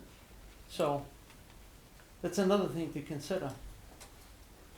With roof recovery, as we're calling it, sounds like there's a lot of positives. There's gotta be some drawbacks, You only get a 20-year warranty, as opposed to what, 30? 30. It's not big, yeah. No, it's not. The other drawback, and I just wanted to say this because we had a lot of conversations with this at the high school. It doesn't enhance the thermal envelope, and your energy loss through the roof is gonna be prominent with most of these buildings being single-story buildings. But the truth of the matter is like I said, I'm gonna go back to the equipment. If you're not gonna touch the equipment, the amount of payback that you're gonna see on that added insulation is gonna be slim to none, because they're still pumping the same amount of air into that building. You need to kind of tune them. And I think the high school, in terms of the commitment for the long-term future of that building, knowing that the equipment's coming up, it makes sense to deal with that in more of an incremental basis. Here, you've got so many other liabilities to contend with that it just doesn't seem like you get a big enough return. If we do this roof moisture scan and infrared comes back and it's leaks everywhere, If what's more the than tipping point? 50% of their More than roof is 50%. toast, Yeah. then we have no yeah, to choice. figure this, okay.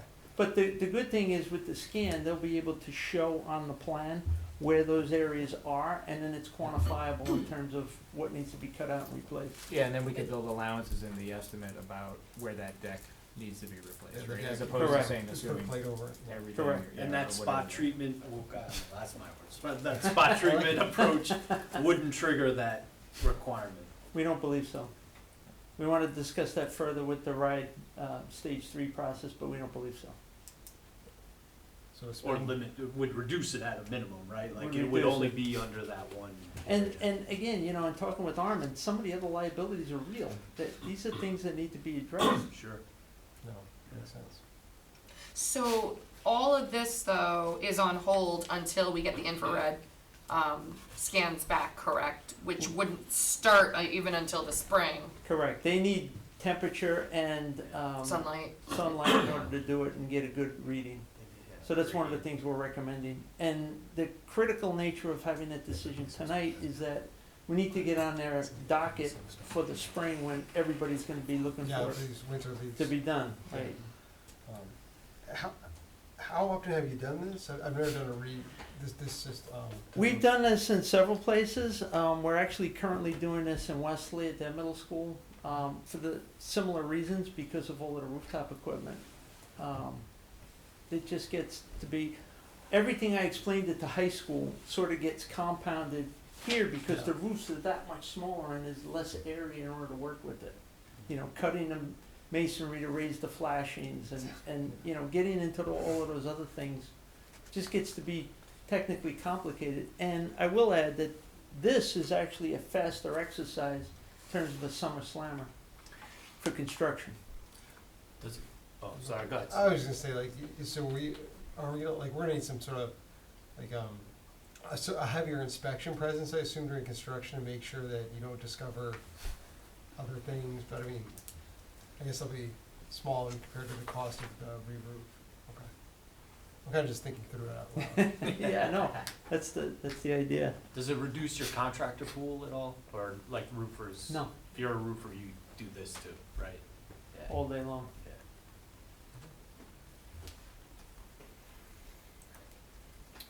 All right, so that's kind of the lay of the land.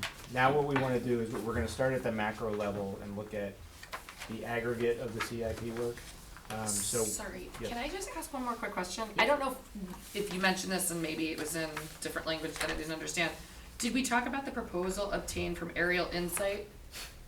That was the infrared. That's the Yeah, infrared. yeah. Okay, that's So- the same Yep. same thing. So at the end of this, we're Okay. gonna recommend that get approved as that would be a change order that then DBVW would submit. I would say in parallel, Armand was pursuing a couple other options. The trust has a vendor that they utilize, and I thought that there was one other option He was looking into he a was couple. looking into.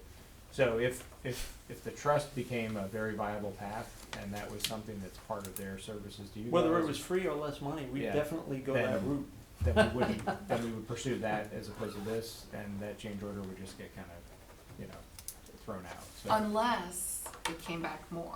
Unless and it then came we back, yeah, just right, go yeah. stick So with the I- most affordable. I think the good thing is we have a proposal in hand, for DBVW, and then we can kind of engage that if you guys accept it this evening. If we approve something tonight. If we, yeah, so we Then have ask to you go to to sign. meeting tonight, cause it's okay. Just for a point of information, we're handling that as a pass-through with no markup. Thank you, Ed. I'm sorry. It's a pass-through with no markup. Oh, That's the okay. price that they gave us. Got So it. they have the ability to mark up just based on their contract terms, so Okay. that's a Thank you. good work. Any other questions before we jump into budget? All right, so what you have in front of you is we wanted to give you guys kind of a treetop summary of all the projects in aggregate, so we can kind of understand the lay of the land. So again, left column is each of the projects as we've been going through since we came on board. That approved budget addendum number 4, September 2025, is what was approved by both this group and the school committee. And I think the important thing to look at is that bottom line number. So the collective committees approved just shy of 69 million to go towards the CIP work, and that was based on each of those line items, each of those projects. So here we are now at the full schematic level. And this assumes that we are going to take that recover, deduct alternate. So that's a big point just for everybody to understand. But what you see is when you run through those and then you aggregate those costs, that we're actually just shy of $64 million all in at the schematic stage. So for, I don't wanna call it a savings because we wanna talk through this with everybody, but, that, it looks like you've got the potential for some room for these funds to maybe, kind of sit. Our recommendation would be that these funds kind of sit here, line in wait, because we're at schematic. Renovations always surprise us, and even though we have contingencies built into each of our budgets, if it were me, I would say, let's park that for now and see how we do over the next couple phases. Let's see how we get through the roof, the high school roof project, because that's gonna be the first kind of indicator of are we on or over budget based on the bidding. And then what we also included here again was just the MOU or MOA approval. I should say MOA. Just so we're kind of understanding what the comp is against the eligibility and what the budget numbers are. We are gonna work within our project budgets, which are the first two columns. Ride eligibility is important. but we also know that ride eligibility, like for instance, when we look at these pages, on the elementary school media centers, FF&E not eligible, but FF&E is certainly in your budget, because we know you're gonna need FF&E in those buildings. So, our project budgets are gonna be the driving force around, what can and cannot, what's actually gonna get built. So, and again, this assumes that we're taking that deduct out for the recover versus the full rebuild. And it also I didn't write this down, but it excludes any of those acoustic alternates that might come out of the high school roof project that we're gonna further evaluate when we go through the design development phase, right?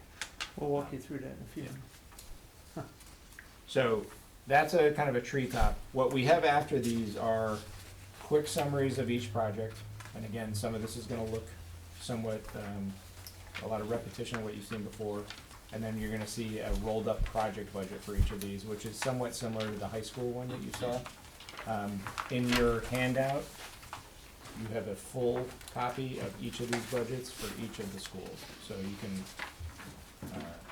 read along at home. Have with fun those. during the snow day. During the snow. Do a little reading by the fire. So, you guys tell us how much detail we wanna go on each building. I think we wanna spend a little bit of time on the high school roof, just so Ed can walk us through. And then you're gonna see a lot of repetition once we get into kind of the, after DMS, kind of the stabilization projects. Okay, ask kind of a question that's gonna be true for a lot of these. What, if we're reducing the scope of the roof at these elementary schools, why are 3 overall being reduced and 2 or 3 are increasing? The overall cost of those? Yeah, I think part of that is also just you mean when you look at that delta column? Yeah, I'm just looking like Hamilton, Quidnesset, and Yep. Stony Lane increasing, while other 3 are decreasing. I would've thought all of them, 6 of them decreased. I mean, I'll give my opinion.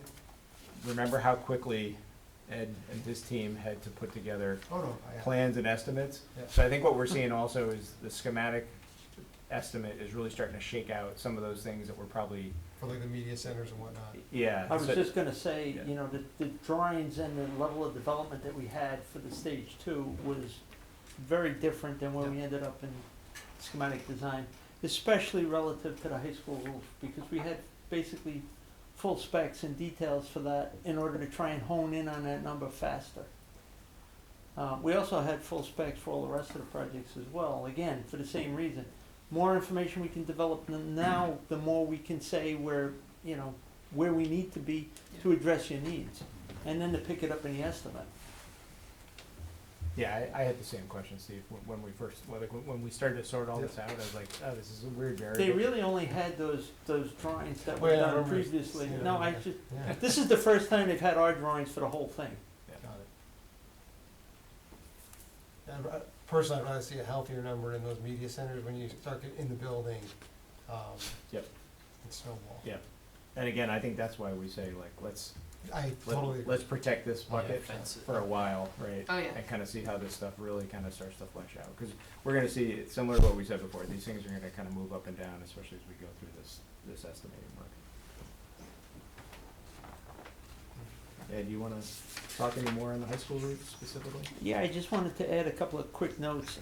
So in this DD set that we sent out for pricing, we did include a couple of allowances that weren't in the stage 2 number. We did include $100,000 for unforeseen mechanical equipment repairs. When we pick those units up and put them back, guaranteed we're gonna have something that needs to be fixed. They're running today, but as soon as we touch them, Murphy's Law. There's an aluminum and glass skylight up there. We put an allowance to just try and give it the once over and make it watertight. And then we carry very minimal for additional masonry, roof deck replacement, basically, a section, because we don't see any distress visibly, other than the ongoing leaks, and most of the building is metal or tectum deck. We did include those alternates for the acoustical items as well, so we'll have a better idea where those things are, and since this is the first project that's actually gonna hit the street, we'll have a bid number by April. Good, bad, or indifferent, I don't know what it's gonna be.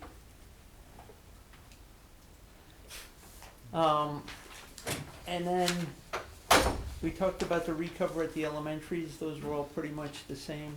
I don't remember which slide Next is just the, No, the if you budget. go- if you go back one. So again, here, similar to what we showed you on the middle school estimate, this is Alana's summary page of the high school roof estimate.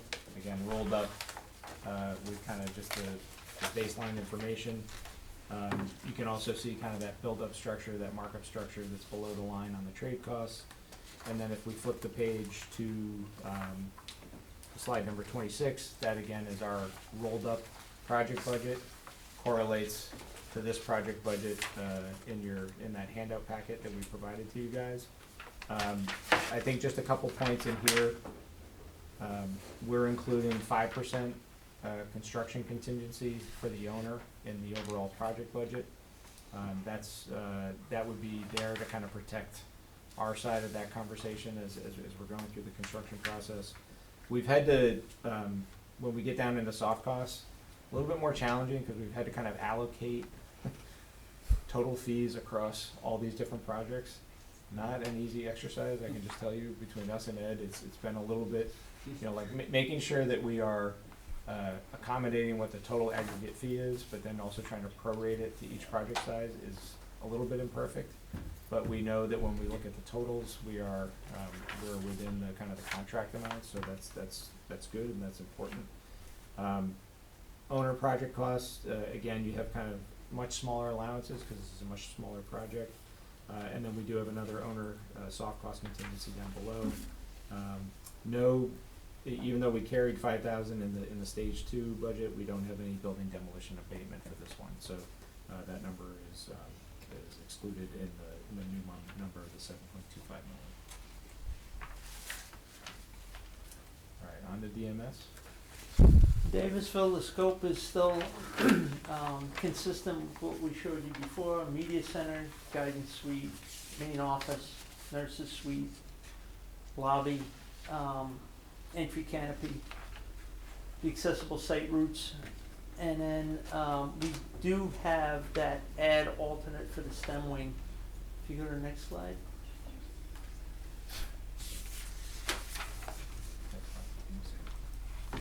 Sorry, sidebar. That area over in here is all the alternate. And that has been priced, it's a little I think it was a little over 4 million.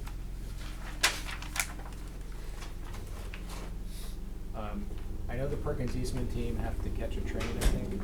I have to get You have to get her to the train. Any follow-up questions on the middle school? I think we exhausted all those discussions, but just want to make sure before we lose them. Yeah. Thanks, guys. Thank you.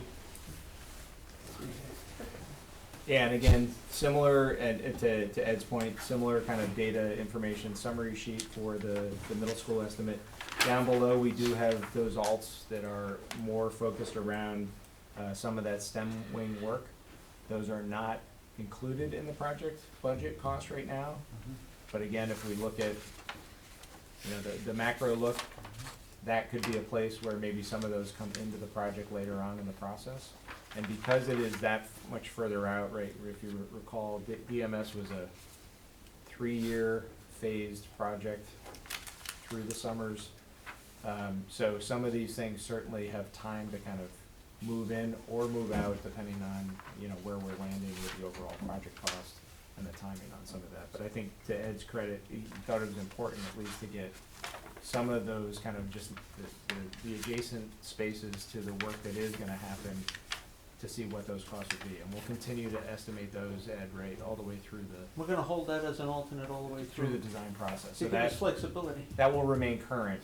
The remainder of the alternate work will not be designed all the way through. That would be a completely separate step that you'd have to go through. But again, it's at least you're approved up to that total amount that RIDE provided. Let me ask you a question, under the CIP with RIDE, would a new field at a school be reimbursable? Just in general, I know it's not part of our state, just a general question.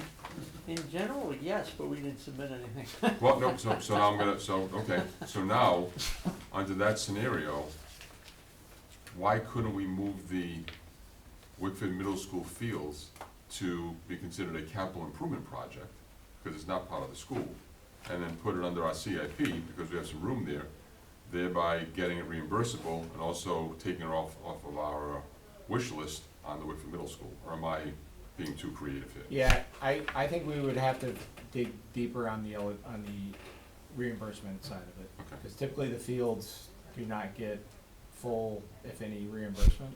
Okay. And you would likely at least have to go back and do an MOA amendment, which is not unheard of. Eric and I just finished one yesterday. Yeah. So certainly, if you ever wanna move money vertically between projects, you do have to go through that amendment. So, you know, if you think back to that list.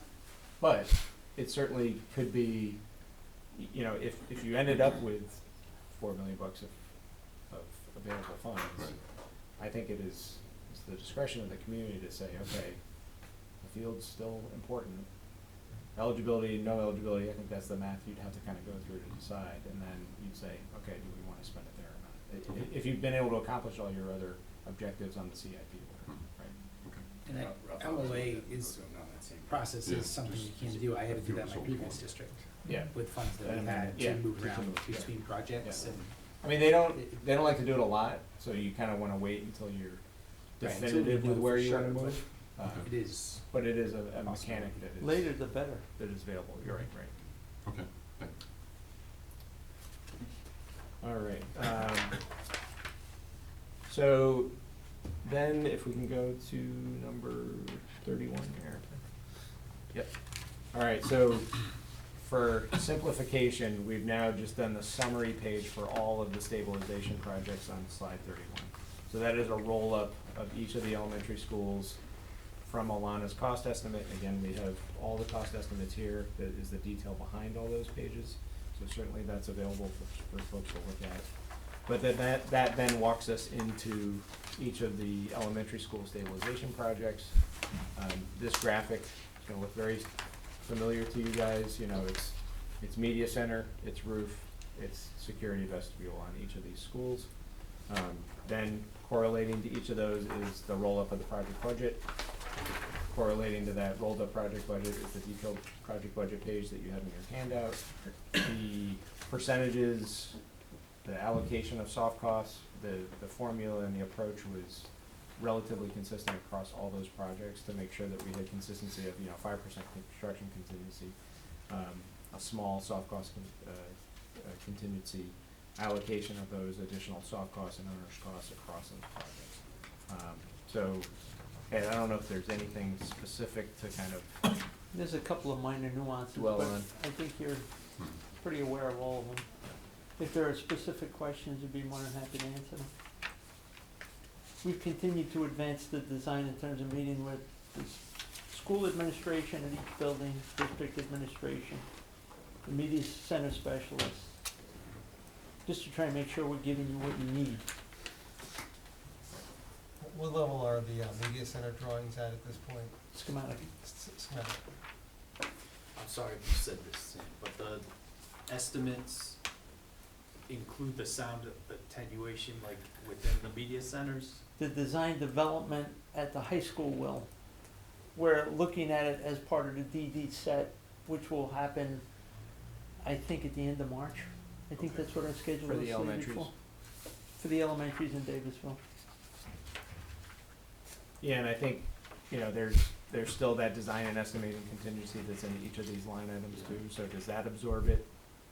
Do you see some added cost because those elements get a little bit more refined on the stabilization projects? Those are all the things that we've got to kind of continue to push into that next The round. bigger impact will probably be in the STEM wing in Davisville, relative to the scope of work that we're doing there and the fan coils and the unit Yeah. ventilators that are in all of those spaces. The media centers are actually pretty isolated and Okay.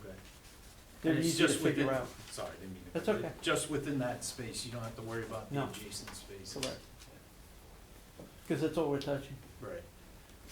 I will say at Stony Lane, Fishing Cove, and Quidnesset, it's a little bit more nuanced because they're open The spaces open now, and concept, yep. those units serve basically the entire open area, so it's a little bit more complicated there, Sure. but still doable Mhm. relative to an alternate. Mhm. I think another point, important point of clarification is in each of the schools where there's a media center renovation project, so that's all the elementaries except for not in the NK Early Learning Center / Davisville Academy, There is an allowance for FF&E right now of $325,000 for each school, so we just gave a consistent, Ed's team has not gotten to the point of picking that out. Obviously, there's a We will with the furniture design plan, development. yeah. So, we tried to benchmark across some other, media center projects that we've done. We had talked to that, and this goes back to when we were doing the submission back in September even. So we've held that number constant, across those, 4 buildings. Five buildings, four buildings. That will have to get further developed as Ed gets his plan in much better shape.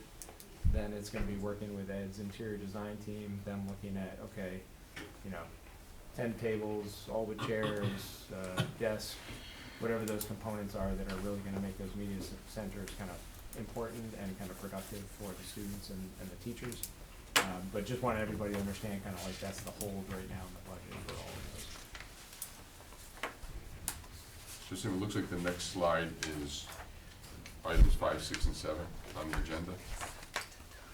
Yeah, I think what we just wanted to just summarize for you guys was, as part of the CIP work, there's a couple things, right? We mentioned the deduct alt for the roofs, that's what's included. We mentioned the infrared roof study, it's the 21.9. And then in general, you're gonna vote on acceptance or not of the overall stage 2 process. The reason why I asked the question is so I have one question that I think would fall mostly on the item number 4. So it's a general question, but I want to take advantage of the fact that the item is there. I'm working on the town budget, and as you know, all debt, school and town fall within the town budget. I need some sort of relatively soon. So as you know, we have a $10 million ban that we have to pay off by June 30th. But we want to pay that off with another ban, which until we get a bond. And I want to make sure, I need a drawdown of any expenses that you foresee from now until June 30th of 2027. Because that would allow me to figure out what kind of ban I need. I gotta roll over the 10 million plus whatever additional costs we need. Now, if you ever said, I know that's not the case, I wish it was, if you ever said, well, we're gonna start in the middle school, we need 60 million, then we go out for a bond. Yep. But I think one more year of a ban, see what interest rates do, Sure. it just makes sense, but I do need what your drawdown is for the Yep. next so that would be great if you could get that. What's your timing, when do you need that? When do you think you could give it? I mean, we did an overall cash flow for the stage 2 submission. Yep. It was at high level. Yep. So I think we'd have to work with Shawmut to Yes. get their cash flow.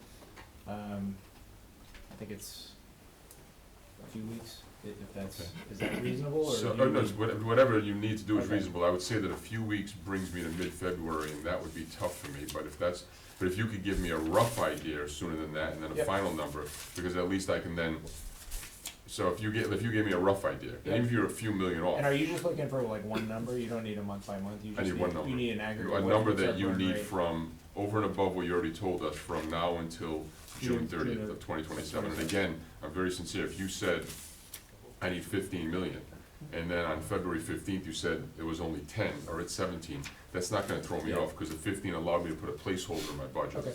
And February 15th, I'm gonna be making all kinds of changes, Yeah. so really, if you We'll- gave me a $3 or $4 million change, it would not affect me, but I need a placeholder. We'll get cracking on it. Great, We'll- thank We'll you. get you something Yeah. in no more than 2 weeks. Great, and then again, please know you can change that Yeah, again, yeah, because yeah. I won't finalize the budget Yep. until mid-end of February. Okay. Thanks. Yep. That concludes our presentation. Sorry for all the data, but I appreciate everybody's No, patience. we need that. Questions Thank you. and a lot of stuff. Thank you. That was very thorough. Yes.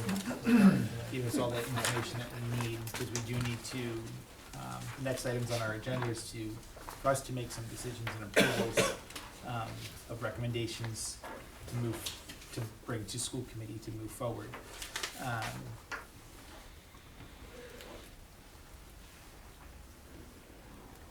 We can do number 5 right out. Yeah, we can do, we'll do 5. So the next item, we talked about, and Ed talked about with the roofs, to do the infrared moisture scan at the elementary schools. So we would just need,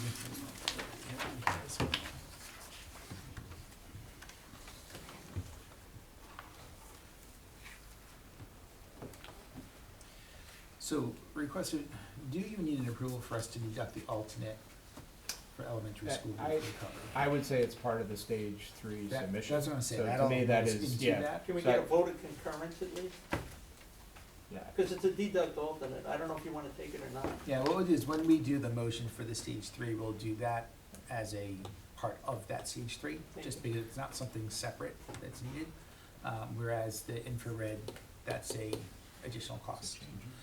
So I'd like to put a motion out there that we do accept the recommendation to move forward to the school committee, that we do a change order for the infrared roof moisture scan at the elementary schools in the amount of $21,900. So moved. Second. Any discussion? Who seconded? Okay. All in favor? Aye. Aye. Okay, that passed unanimously. All right, the next one is to, the agenda, the next item is to consider and vote on the stage 3 schematic design submission or RIDE. So I'd like to make a motion that we make a recommendation to move the stage 3 schematic design submission to the school committee, with the understanding that we are accepting the deduct alternate for the elementary school roof recover as part of that stage 3. Do you have a second? Second. Who made that motion? I did. You did, okay. And who seconded? Steve. Steve, thank you. Any discussion? Okay, all in favor? Aye. Okay, and that was accepted unanimously. Okay, great, thank you. So this will all go to school committee on Tuesday night. The next item is to review and accept the invoices. I apologize, I didn't have that available to send to you earlier, but there are 3 invoices for us to review.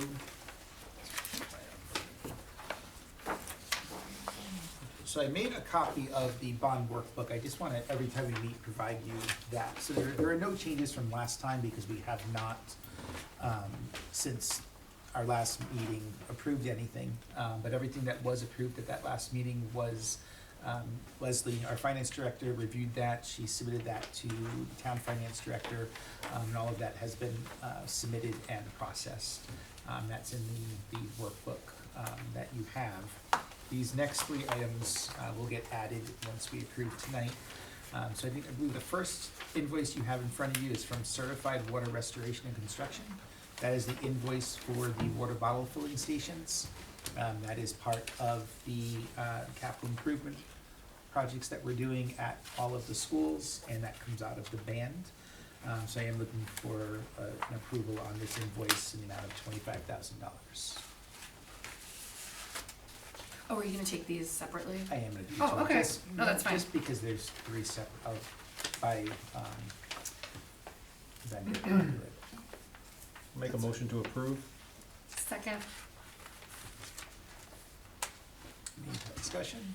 I was gonna ask, so $25,000 for the bottle filling, is that one station? So this is invoice 1, so this is what they have completed at this point. So the 25,000, that is the installation of what they have completed up through this date of December 4th. After December 4th, they've completed more, so this is just partial Okay. completion.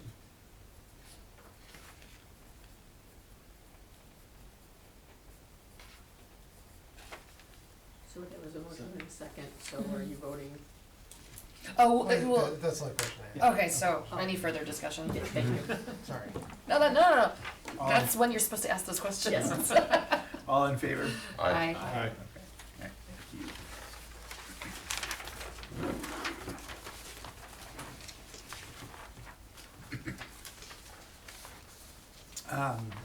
So these next invoices I'll do together because it's all part of the stage 2 work that was completed. One invoice is for Perkins Eastman, and this invoice is invoice number 4 from January 12th. It's in the amount of $195,501.86. And this is from the stage 2, work from the stage 2 submission.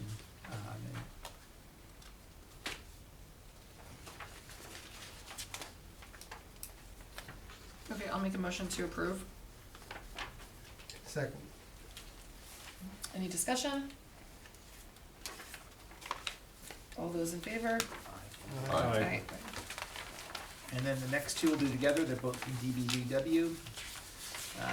Invoice number 2 is in the amount of $449,571.25. So it's the first invoice, but it's invoice 2522-2, the second one we received since the start.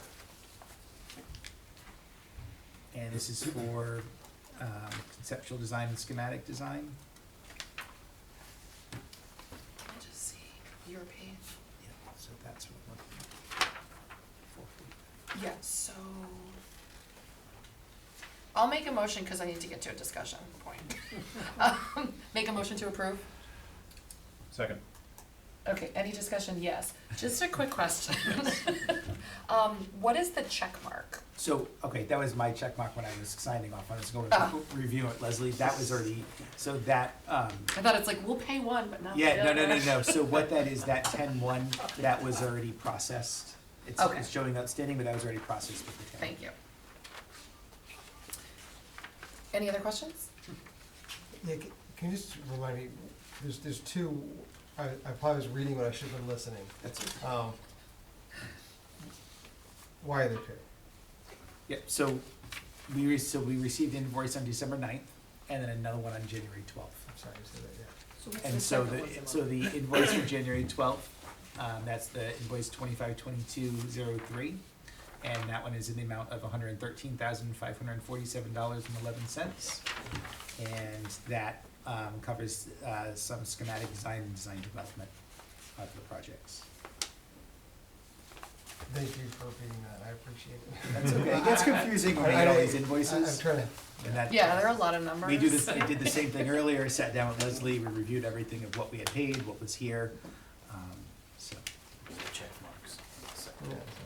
The check marks are mine when I was just- going.